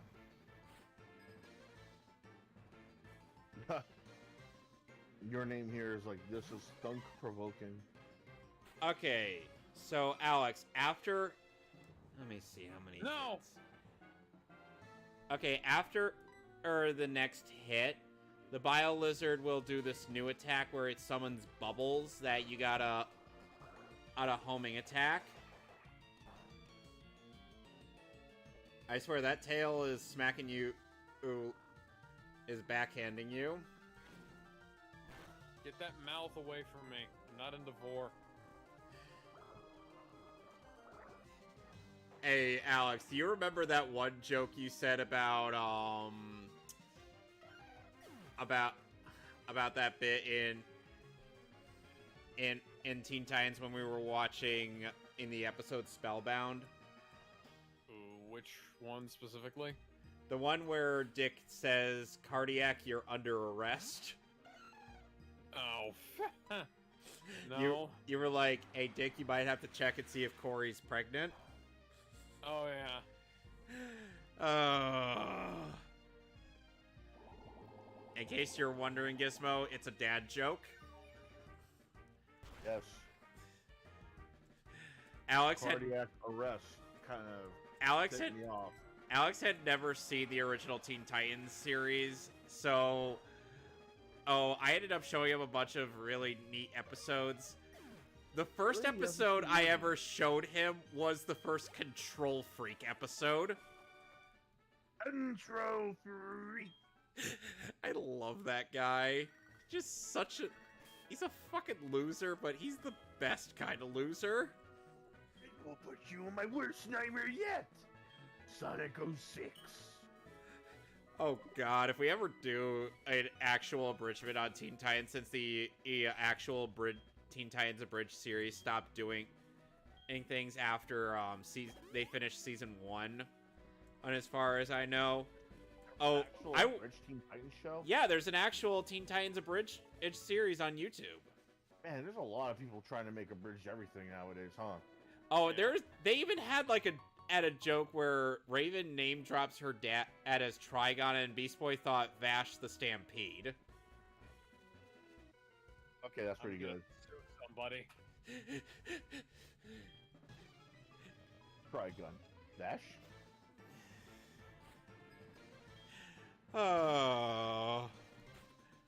It's funny what hindsight will end up doing.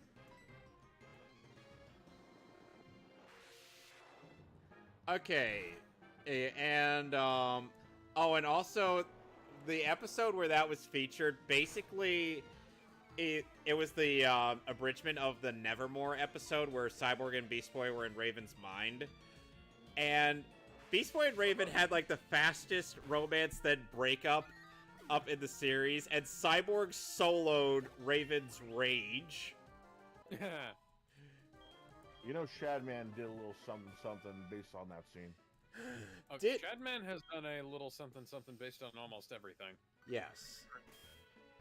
But he is mostly known for the Raven and Helen Parr work.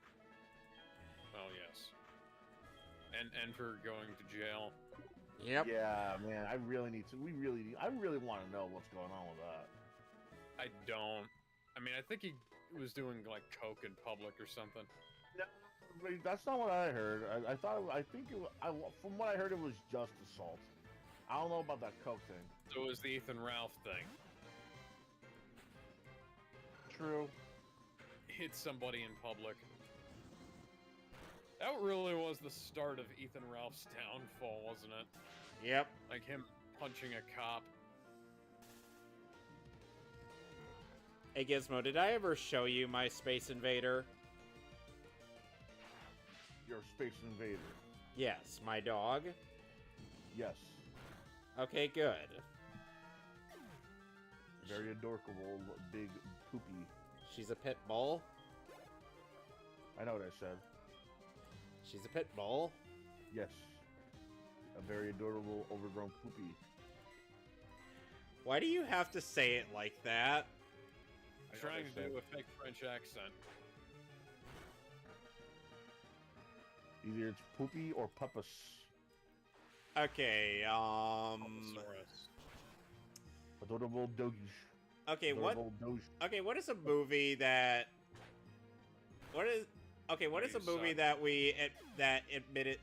we could admittedly sit through?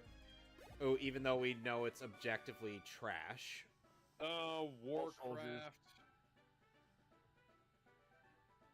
Okay, now explain. Yeah, 3. Okay, explain why Warcraft. Warcraft is a really bad plot, but it has a lot of really good special effects and really good actors, and They cared they're enough. they're trying their hardest, man. They really are, from what I heard.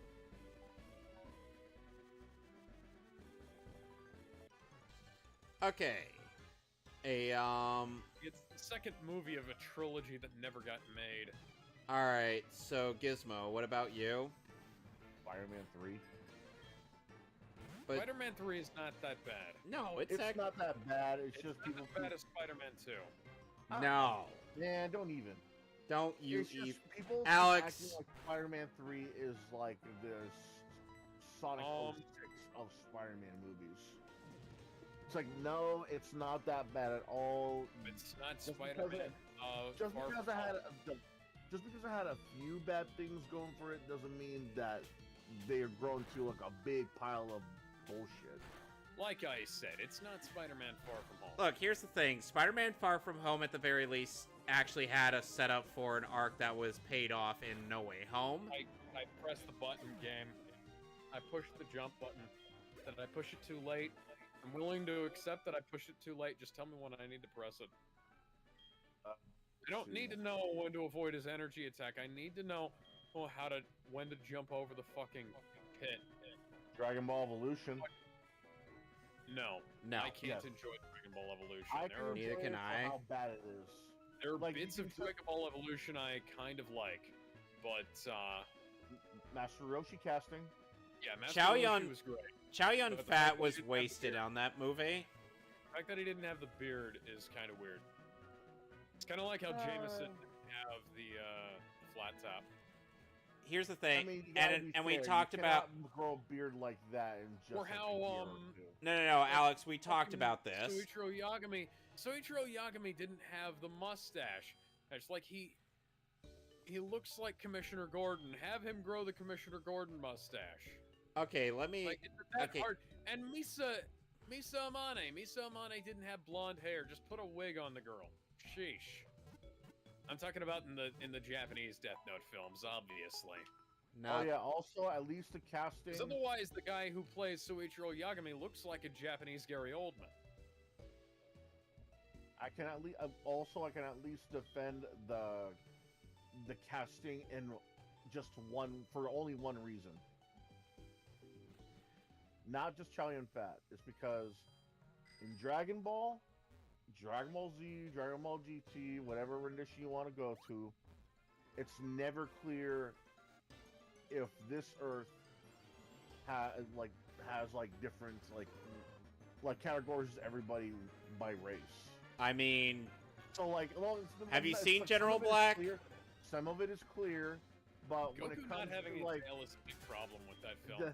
that's the other thing. Like someone like Goku, you can never. The only reason why he looks that way is because it's a drawing. If you try and cast someone to represent Goku in real life, it's going to be tough because he's not Japanese, he's not Chinese, he's not Native American, he's not North American. So it makes sense why they had the freedom to cast whoever they wanted. Yeah, he's Justin literally. Chapman could have been a good Goku if they'd have He actually could have given a been. shit about the rest of the film. He could have been, but I think if he had more time to act and more time to figure everything out, They he might hadn't have done well. scrapped the fucking movie at the last second and gotten an accountant from Big Mama's House 2 God. to rewrite the film. It would have been good. Ish. And maybe not alter everything, into just because it doesn't make sense to you. Oh yeah, it's airbending. No, it's not. No, you're not fooling me. No, it ain't. Even Kyle A. Bear was just like, nah, I'm out of here. I don't. We're not dealing with Shyamalan here. You know? Oh, like there's the bubbles, Alex. You got to homing attack those. Yeah, I did, and then I lost all my rings, and then I died. Like that's why if I had to defend if I had to Okay. defend anything that the movie is known to be scrutinized for, it's the casting choice. Not because maybe one actor is bad, one actor is better than the other, but because Ecruteak did an interview with one of the guys who worked on that film. Which oh, did he? Yeah, and he said that like the movie The Forbidden Kingdom, the first trailer for The Forbidden Kingdom came out like right before they were about to start filming. Damn. And like Fox panicked and said, "Holy shit, they're making the same movie because they're technically both based on Journey to the West. Yeah, Journey to the West, but they're nothing alike. Like Dragon Ball is nothing It's like inspired, but even then, that's stretching it. Yeah, but Dragon Ball is also nothing like the fantasy isekai like film that the movie that the Forbidden Kingdom was. Right. But like I said, it's stretching it. Even if we were to say that Would you Dragon say Ball is inspired by Journey to the West. Would you say it's a bigger stretch than Mr. Fantastic? Yes. Oof. Yeah, so they brought an accountant from Big Mama's house to rewrite the film at the last second. Bad idea. Why, of all people, would you get someone that's only job is fucking accounting? Who Probably knows? asking the lunch- It's like They asking the lunch probably had lady some to. kind of connection, and they didn't have anybody else who they wanted to fill the role. Oh, Yeah, and but it's like asking the lunch lady to teach kids self-defense. Like Fox is not known for keeping the writers on hand during production, and like they didn't have the writers on set during Deadpool, so they could rewrite the film as needed. They just kind of rewrote. Like Ryan Reynolds had to pay for that out of his own pocket, like he did with a bunch of the rest of the film. So okay, kinda fucked up. okay, Alex. Now here's something you should know about the last hit you got to get on the BioLizard. So, the BioLizard in its last hit is gonna do the bubble thing again a third time.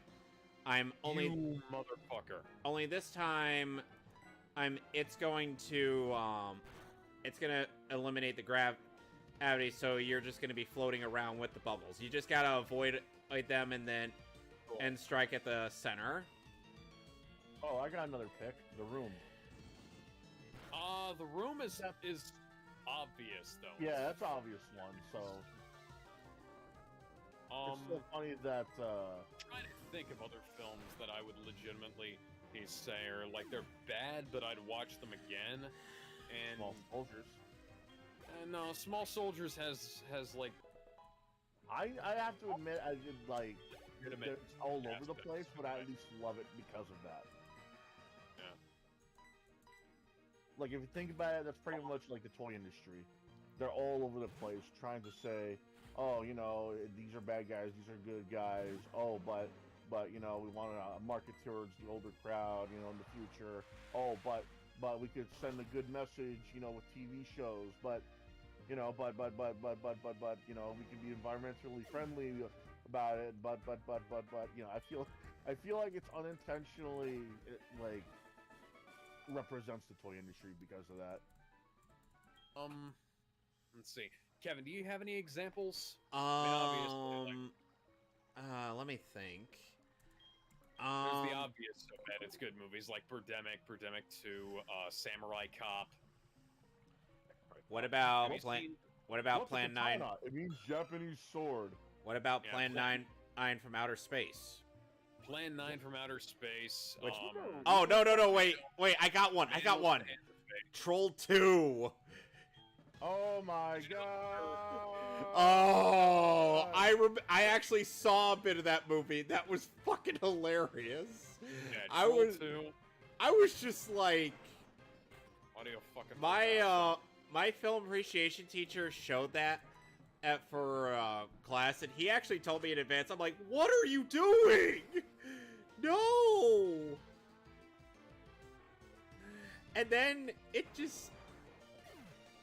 was a fun time. What are Adam you doing? Sandler's Eight No. Crazy Nights. 8 Crazy Nights is terrible. It's yeah, it but is. Something about it makes me like it a little. It has a really good animation style, I'd say. but Yeah, it other has than that- great animation, but it's a Happy Madison movie. Yeah, it's like a recent Happy Madison film, and you know, granted, you can take that however you want. but it like Adam Sandler has not done that great of work since Little Nicky. I mean, granted, like Uncut Gems, but Uncut Gems was not. I could have sworn directed Little Nicky was one of the bad at Little Nicky Adam is Sandler Little movies. Nicky is bad, but it's not bad by recent standards. Although, I think like before he was in Bedtime Stories. Bedtime Stories was pretty good, but that was a kids movie made by Disney, so that had more restrictions on what he was allowed to do. He wasn't just allowed to go on vacation, and because the mouse is not going to just pay for him to go to wherever the fuck. He found a way eventually, though. I mean, he couldn't have just thrown away all that food during a scene where he's like, you know, giving kids food for the first time. Yeah. What are you doing? I jumped over that one. What about Grown Ups? Oh, Grown-Ups fuck was- that movie. Grown Ups was awful. Really? Grown Ups 2 was even worse. Nah, I don't acknowledge Grown Ups 2. Grown Ups 1, just the first one. Okay, Grown Ups. I mean, my standards for him have slipped since Jack and Jill came out, but Oh God. I've seen that one too, and that was dog shit. People have actually defended it, saying that it could have been a good movie because the premise alone yes, isn't new. any But of his films could have been good films. I kind of like the Netflix one. Ridiculous 6. Yeah, I kind of liked that one. Okay, that one's like right down the middle because it has enough good aspects that it should be good, but it also has enough awful, terrible, horrible, no good, very bad aspects of it that it should just like be. Talking about the Native American scenes where they're like, say, "Hey, Beaver's Breath." Oh, how'd you know my name was Beaver's Breath? That kind of scene. Yes. Yeah, Yes. I heard about that Stuff like that. controversy. It's terrible. The film has so many bad jokes. That opening sequence is hilarious, where he's just beating up the guys who are giving him hell. And if the rest of the film was kind of like that, that would have been pretty good. But The thing I gotta say about like the naming for like the Native Americans, it's like they're okay. I get they're offended by that, but I compared don't. to the give a movies, shit about they're that. not you, but like you as in like the Native Americans. Like I get you're offended a bit, but like compared to like how you're portrayed back then, I mean, come on now.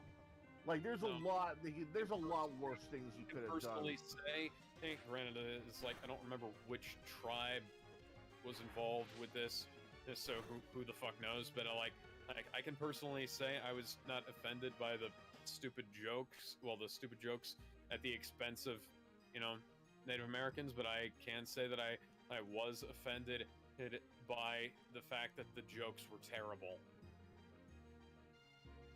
Yeah, that's even worse than being, offensive. It Being racially insensitive has nothing to do with the fact that the jokes were just that bad. Worse things have been said about and to Native Americans. Well, Alex, Yes, you finally beat the Bio Lizard. The jokes aren't funny. That is the biggest crime. All right, Alex, how do you feel right now? Never Wears Bra is a terrible joke. You've got. That was Adam Sandler's wife. I mean, it's not her first time in an Adam Sandler movie. No, I understand that. I'm just saying, go fuck yourself, Adam. This gives me another. You know what? You wasted Taylor Lautner. Taylor Lautner is an excellent comedic actor, and the scenes with him were like the best parts. What about Him Benchwarmers? and what's his name? Luke Wilson. Like, if you pared the cast down to the three, like Adam Sandler, Luke Wilson, and Taylor Lautner, and like merged a bunch of the character traits from the other brothers into them, then it would have been like a legitimately half decent film. Like, tighten up the writing and cut down the amount of characters. Fuck yeah. As What it about- was clearly just rigging Netflix for everything they were worth. What All about right. Benchwarmers? What about who? Oh, Benchwarmers? Yeah, that one I actually got a laugh out of. Okay, Benchwarmers- Alex. For the final boss, you're playing as either Sonic or Shadow. as Sonic and Shadow in super form. Or Nice. Why And- do we need Chaos Emeralds and the? Oh yeah, we're about to jerk off hardcore, bro. there's actually a funny joke from Sanity Not Included regarding in this bit, where it's like Sonic trying to explain how transform in super form or Shadow. He's like, and just imagine the person you're masturbating to. Take a wild guess who Sonic imagines. Is it the cat girl from the Probably. OVA? Nope. Rabot. What about Rouge. Nope. I was gonna say Sally Acorn. Nope. Sally. Rabot. No. Yeah, I said that already. Rabot. No. I don't know. Rule 63 Knuckles. I don't know. No, it's Tails. It's like a wait, what? Kind of joke. Wait, Tails, I don't think you'd be that way. I'm Sometimes you just compliment fans. That- I don't think you'd be that way. And sadly, Shadow was thinking of Maria. See, I'm flashing. Makes Okay, sense. that makes sense. That I'm makes flashing sense. back to a Flash game where Sonic's wife was a tail sprite with like Rouge's boobs recolored yellow stapled to his chest. That's fucking hilarious. Okay. If you borrow, I'm guessing it's find your way. Yeah, he's on the final boss, Gizmo. He's almost done. Yeah. He's almost done with the game. I think I'm almost. Well, actually, no. Never mind. I was gonna say. Inside. Now you're face down on the floor. Oh, whoa, whoa. Actually, have the physical soundtrack for Adventure 2 Battle. I have the Amazon. I have downloaded it off of Amazon. Fuck Amazon downloads. Get the physical CD, because once that's off of Amazon, they will prevent you from listening. I to it. downloaded it on my PC after I bought it. I have the original CD of Thrill of the Feel, which is Crush 40's first album from the back when they were called Sons of Angels. And by the way, Alex, when you run low on rings, you got to go over under the Bio Lizard to switch characters. Oh, I went. The fact that they acknowledge that they have to collect rings, though, is kind of funny to me.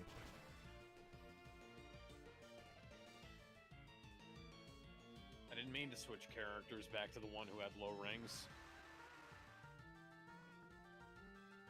Uh-oh.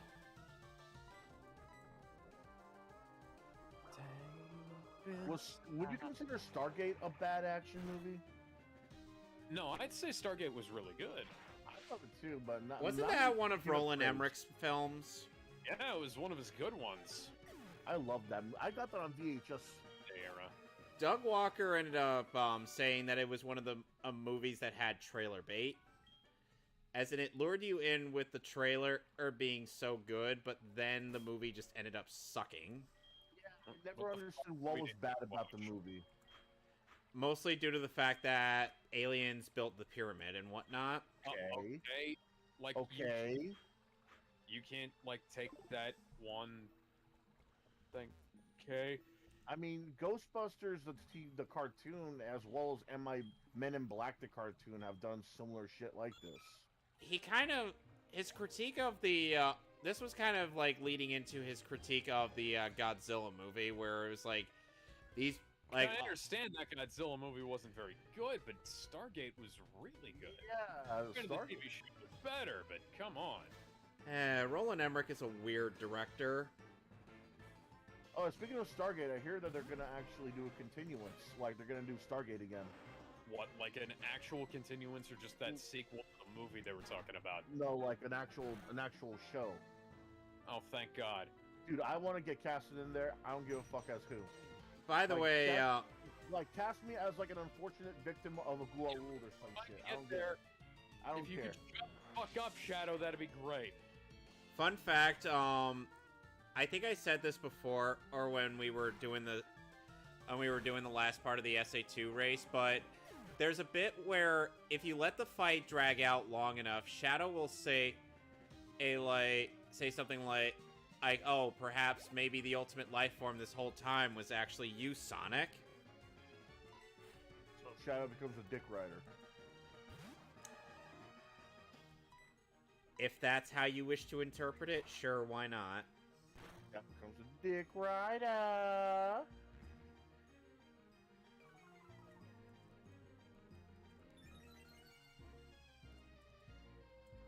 Okay, so favorite of the OG Kanto starters.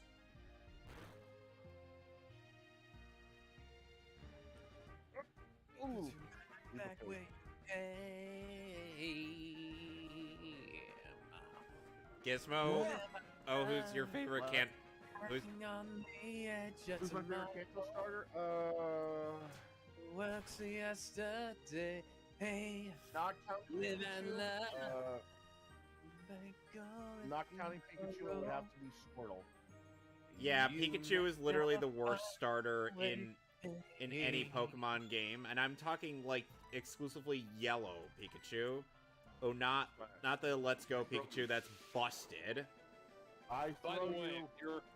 if you want to get most of the Sonic songs by driving through forever, hear the best of Crush 40. It is a really good compilation CD. Normally I don't recommend buying compilation CDs, but it is a really good one. Sonic? Now,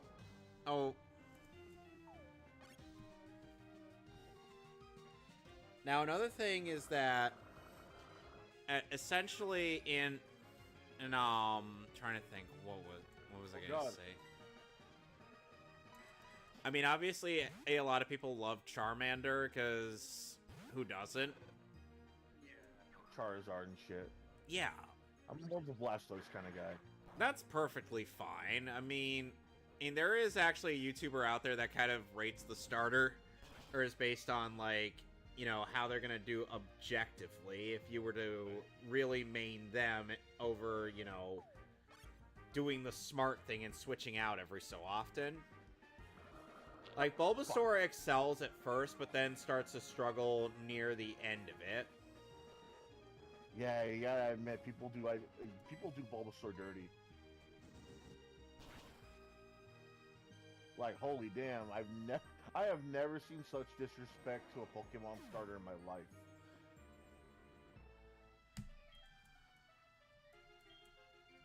It's like, oh yeah, he turns into a Blastoise. Oh shit, yeah, he turns into Charizard. You're just a bigger Bulbasaur. Yeah, you know what would be great is if you'd throw me a fucking ring or two, Shadow. Dear God, maybe pull fire. I'd appreciate if you'd pull covering fire for me. You know who I wanted to throw a ring at? Maria. I wanted to throw a ring at Maria. Why didn't you die? Why didn't you die, Maria? Look, once we get back to Earth, I'll show you how to time travel, and then we can just, you know, sort this out for you. Anyway, so essentially, and the thing is okay, Alex, who did you say was your pick for favorite starter from Kanto, like out of the original three? Charmander. Yeah, that's a given. All right, since Gizmo, you said you played Gen 2, right? Yeah, it's the gold and silver crystal ones, right? Yes. Who's your favorite of those three? Oh, damn. Man. Chikorita, Chikorita, it's Chikorita, Cyndaquil. Yeah. Mine is my Fireboy Cyndaquil. Like, especially in the remakes where each of the starters do get more variety in their movesets.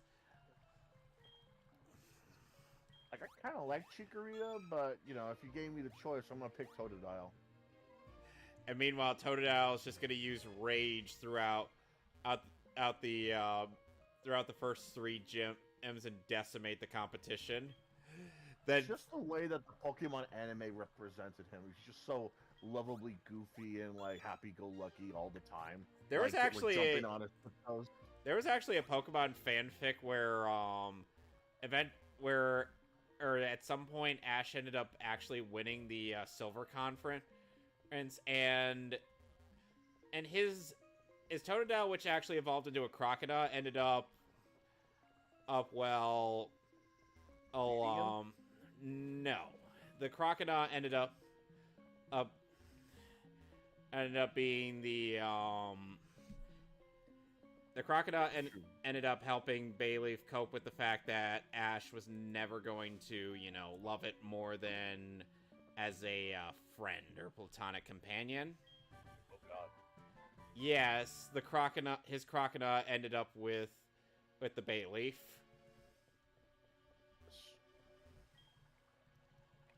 Huh.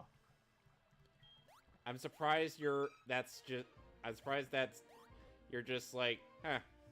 It's like it's just when I hear Pokemon shipping, I'm always so used to shit like trainer with trainer or like trainer with Civi or This one anthropomorphic Pokemon or trainer with Pokemon. I'm so used to all that it's been a while since I heard something as wholesome as just a regular Pokemon with a Pokemon. And the funny thing is that this is a Ash and Serena fanfic. Wow. Okay. Damn, Serena. Really? Yes. Not Misty. Okay. Damn it! Now I'm facing I might against have Sonic. actually won that.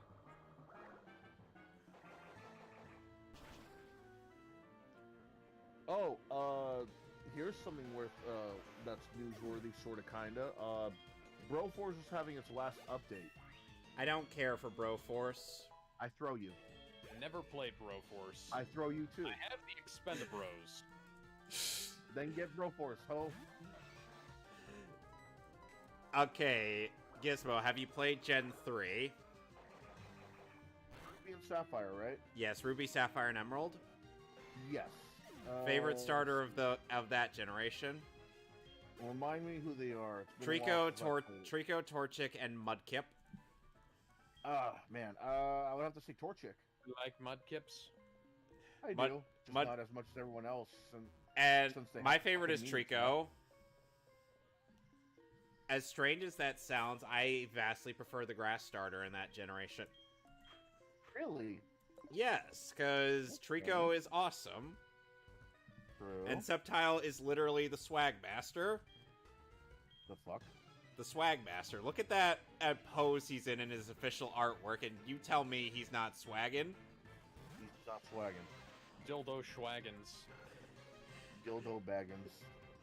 You know, Double weirdly beans. enough, there is actually a World of Warcraft machinima thing that parodies Lord of the Rings, where where the main protagonist is named, or one of the protagonists is named Dilbo Daggins. And for a second there, because my mind was in the gutter, I thought it was Dildo Daggins. I'm not kidding. I was thinking of the South Park thing. I'm done. I finished the dark side. Huh? Well, Gizmo, now you just got last story to do.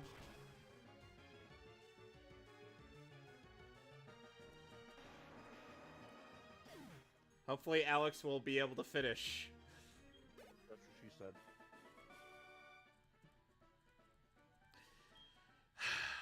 God I really damn wish it. Ken Penders would just get that stick out of his ass and just let us see Sally Acorn and the others in video game form. Just once. Alec, or Gizmo.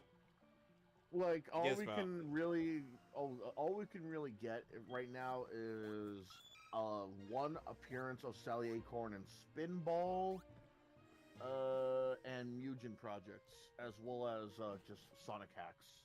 Where Gizmo, Sally replaces Sonic. let me just say this. You were expecting a lot Out of Not a guy, really. out of a guy who has a stick so far up his ass, you could actually see it bulging out of his stomach. No, so far that it looks like he's kebabbed. It's a Motherfucker, I it's a just want one appearance. Like, holy hell, I will take. it's a Ken Pender's $15 kebab. I will take a $5 DLC of just the character appearing in any Sonic character. Like, holy hell, just let me see Rabot or Grounder or Sally or any one-shot character. Hell, I'll take Snively. I'll take fucking Snively. I don't care. Just let me see one character make at least a cameo appearance. Ah! I got hit by Doesn't even have to be Psybeam. playable. Doesn't even have to be playable. Just like have it like an NPC. Almost Like, there. I was almost there. We're almost done. it's to the point where someone Fuck made a those hack lasers. where Can you make them a little less honey? it's to the point where someone made a Sonic the Hedgehog hack where you replace Sonic with Sally, and there's a Mugen project out there where there's a 2D Sega fighter, and one of the characters so happens to be Sally Acorn.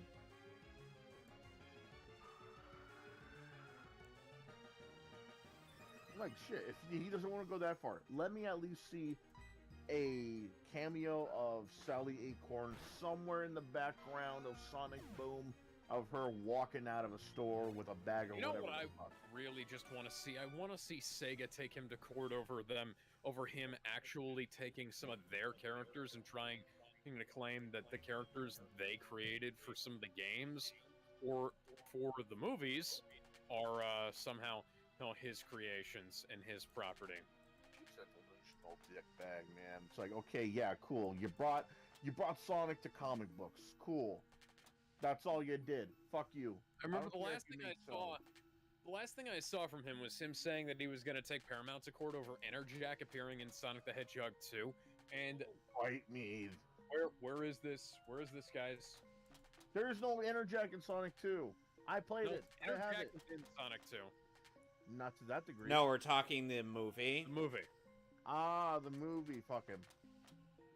Yeah. He needs to just sit down and stop eating his Subway sideways because he's a lunatic. Eat it upright like a normal person. Stop knocking And me have back. the blood so much. just flow through your brain so you can start thinking again. Boy, I would appreciate it if you would shut the fuck up, Amy. How do you Amy know said- that's How do you know that's Amy speaking to you? Really can't tell. I'm just assuming based on the tone of voice. Hey, Amy, shut up or I'm going to have to send you to Shadman. You know he's going to do something weird to you. Oh god. Again. Okay, No! Steering What away! I'm steering away! Why am I stuck on a single track? Even better. Amy shuts up or else I send her over to Zontan. Why would you inflict that level of cruel and unusual punishment on her? Because it's satisfying. She needs to shut the fuck up about Sonic. Never mind wet blanket. She needs to fucking get a carpet cleaner. Come on, come on, come on, come on, come on, come on, come on. No, no, no! Fuck you, fuck you, fuck you. Are you okay? No, Okay, I'm no not bar okay. school. Okay. I wanted to be done with this 15 minutes to go. Okay, Alex. Technically, I wanted to be done with this last week. Alex, I need you to take a What? chill pill. How did you do that? Game, how did you do that? I homing attacked it. I homing attacked it, game. Why did it take 3 homing attacks for that to work?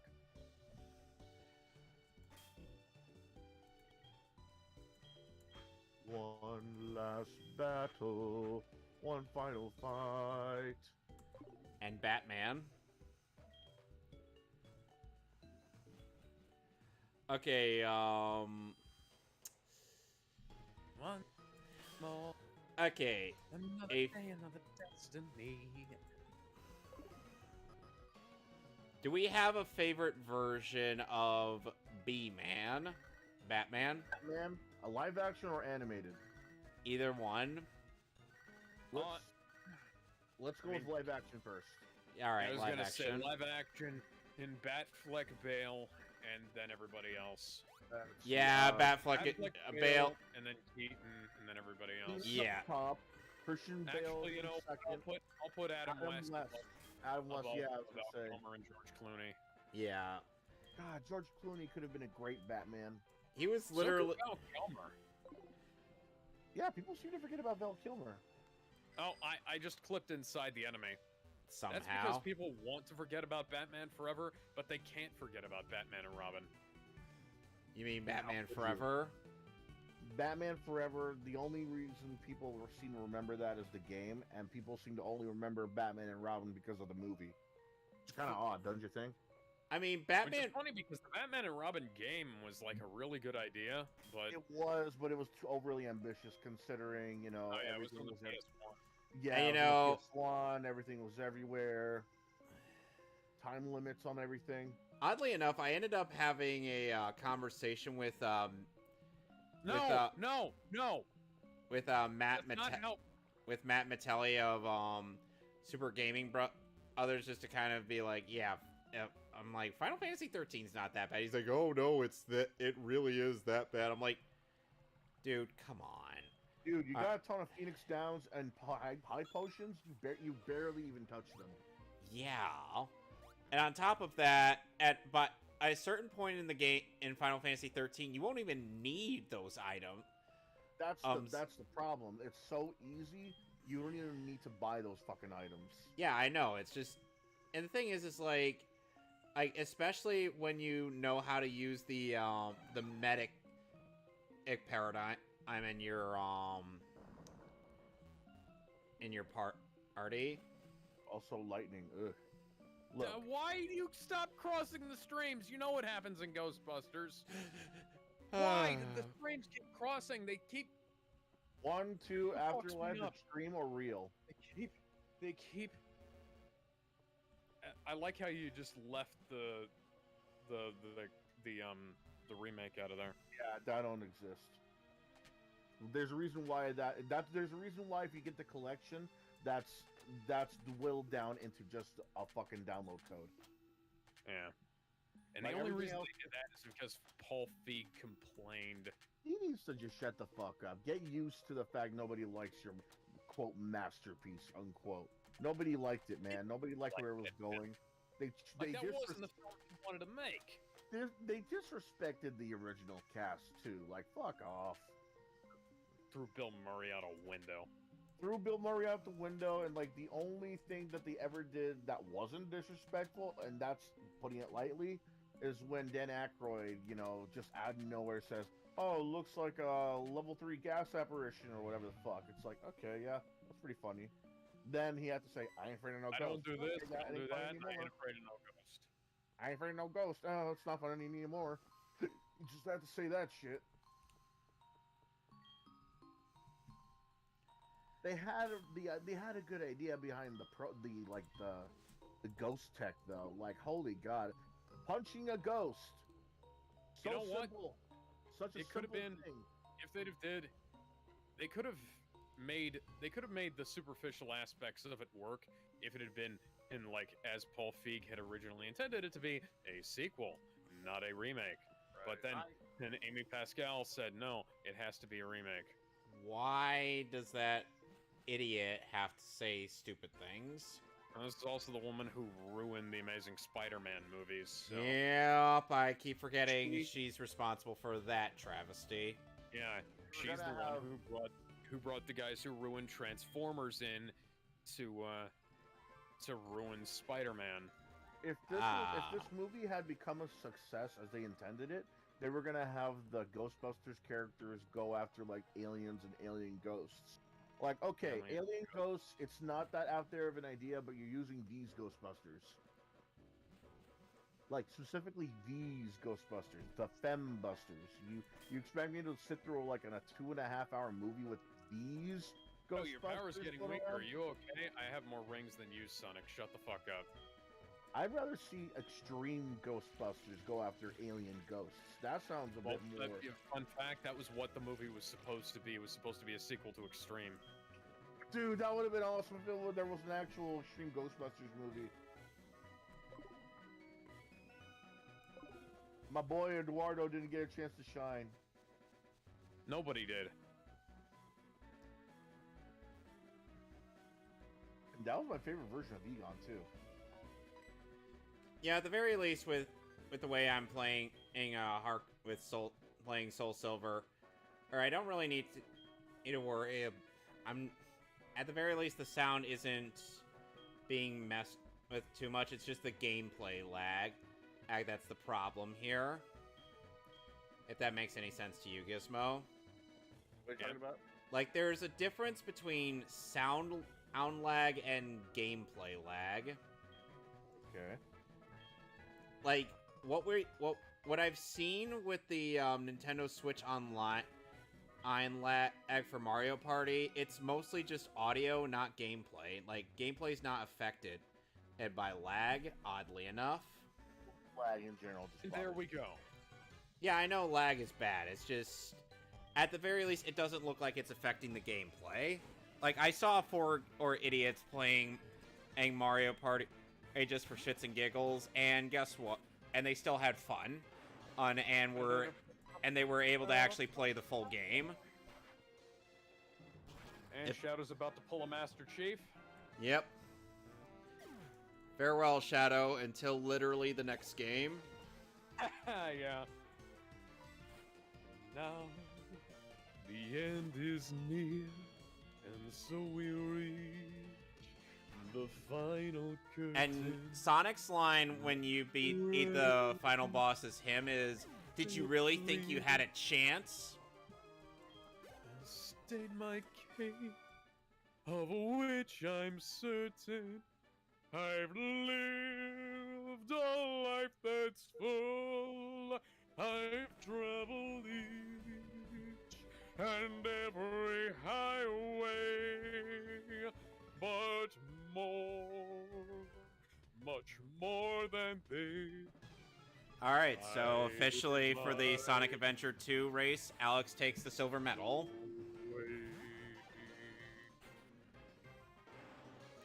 Oh, the time is near. I forget about the lyrics. I was just stating, that's all.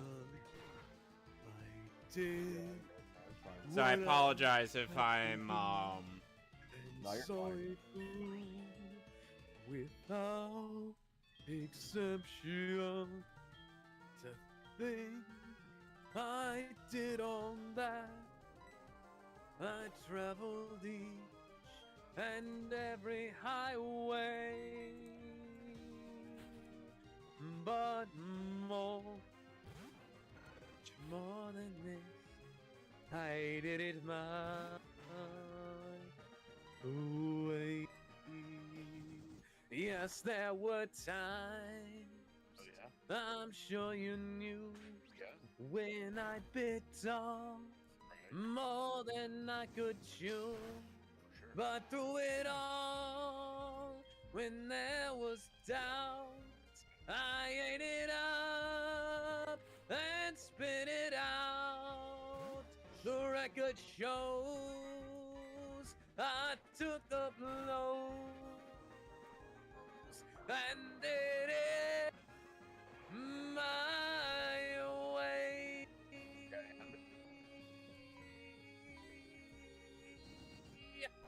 Yeah, what if I don't? that was beautiful. Thank you. Did you like how I transitioned into singing it as Shadow on the second verse? Yes. Thank you. Okay, so, funnily enough, Curtis Arnott actually... Reminder, Curtis Arnott did voice Shadow in Death Battle. Huh. That's something. One of the many people you say I sound like, and one of the few people I say I sound like. Meanwhile, I still hate one of the other people that you sound like, which is Logan Laidlaw. Logan Laidlaw could seriously stand to try and work on his vocal range. Yep. Johnny Giuelli, Tony Ernell, Ted Poley, Kaz Silver, Marlon Saunders, Hunter P, Ted Cooper, Paul Shortino, Everett Bradley, Tabitha Fair. Tabitha Fair did Rouge the Bat's theme. Oh, of course she did. The only voice, the only song with a female voice. Never have I wanted to bang a voice so much in my life. Never have I not wanted to ever hear that voice ever again. Dear God, it sounded like text-to-speech. What?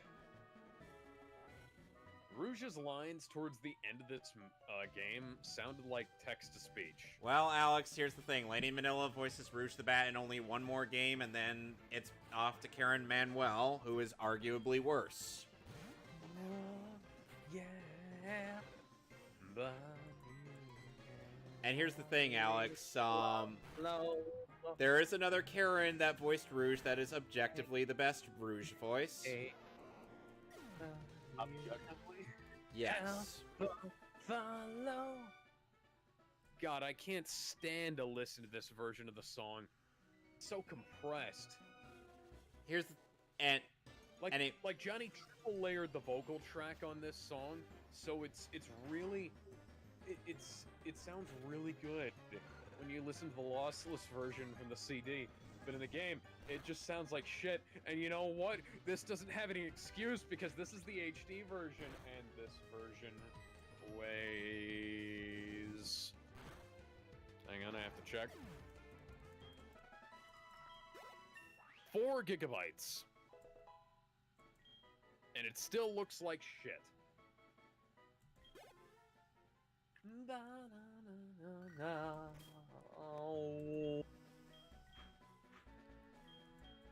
Love this song. Love this game. Wish it was a bit less hateful towards me. I will admit that a bunch of this was my fault because I didn't figure out what the game was trying to tell me. And here's the thing, So, at the very least, I was here to help. yeah. Is there a PC version of Heroes? Rest in No. peace, Shadow the Hedgehog. You will be missed until the next No, game. there is no PC version of Heroes. It's only, as far as I know, it's only on the GameCube, Xbox, and PS2. So, unless you feel like booting up your Wii, to play that one of these days is... I have my copy from way back when, but I'm not going to try that. I'm gonna have either. Later. Oh, I don't have any of those copies. Hang on. Released for Radical. Microsoft Windows, November 22nd, 2004. for PC as a physical disc. Yeah, I remember when they It's still Been released it. re-released to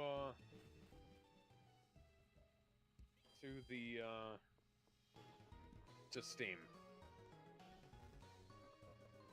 Sonic Heroes is on Steam now? No. No.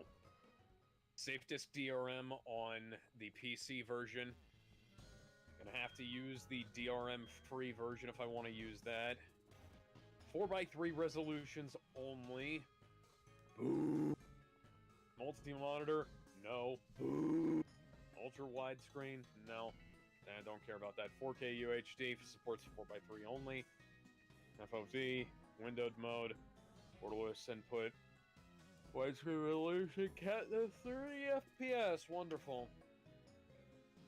Anyway, Xbox version is better with the FMVs. but here's the thing: gameplay Always wise, work. GameCube's the best version, and the FMV wise, yes, the Xbox version is the best. But Lord help you if you have the PS2 version. Oh yeah, I played the PS2 version of Shadow the Hedgehog. It's not that great. I have the GameCube version of Out of the Edge. Yeah, I have the Xbox version too. I don't. The only one I don't have is the GameCube.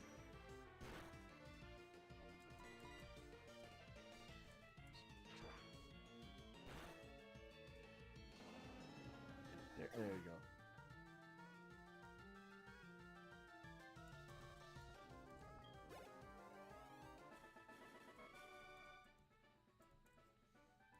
Oh, certain voice effects are missing in some releases of the PC port.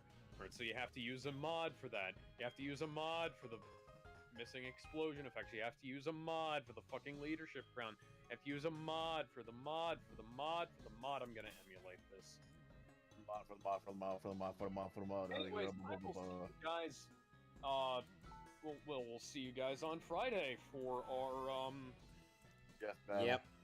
yeah, well, death battle. Although this week, Yeah. I think it's us reading Encyclopedia Brown, Spider-Man, and Teen Titans. Well, Barrage's not gonna be here for that either. No. Ben wasn't here last week, so this week's video, because we pre-recorded that, that's going to be So Anyway, so I'm gonna finish will up my my stream as well. So next time on Soulsilver, I'll be continuing my trek up the lighthouse, and next week I'll be doing Pokemon XD Gale of Darkness. So hope to see you then. Toodles. why not pick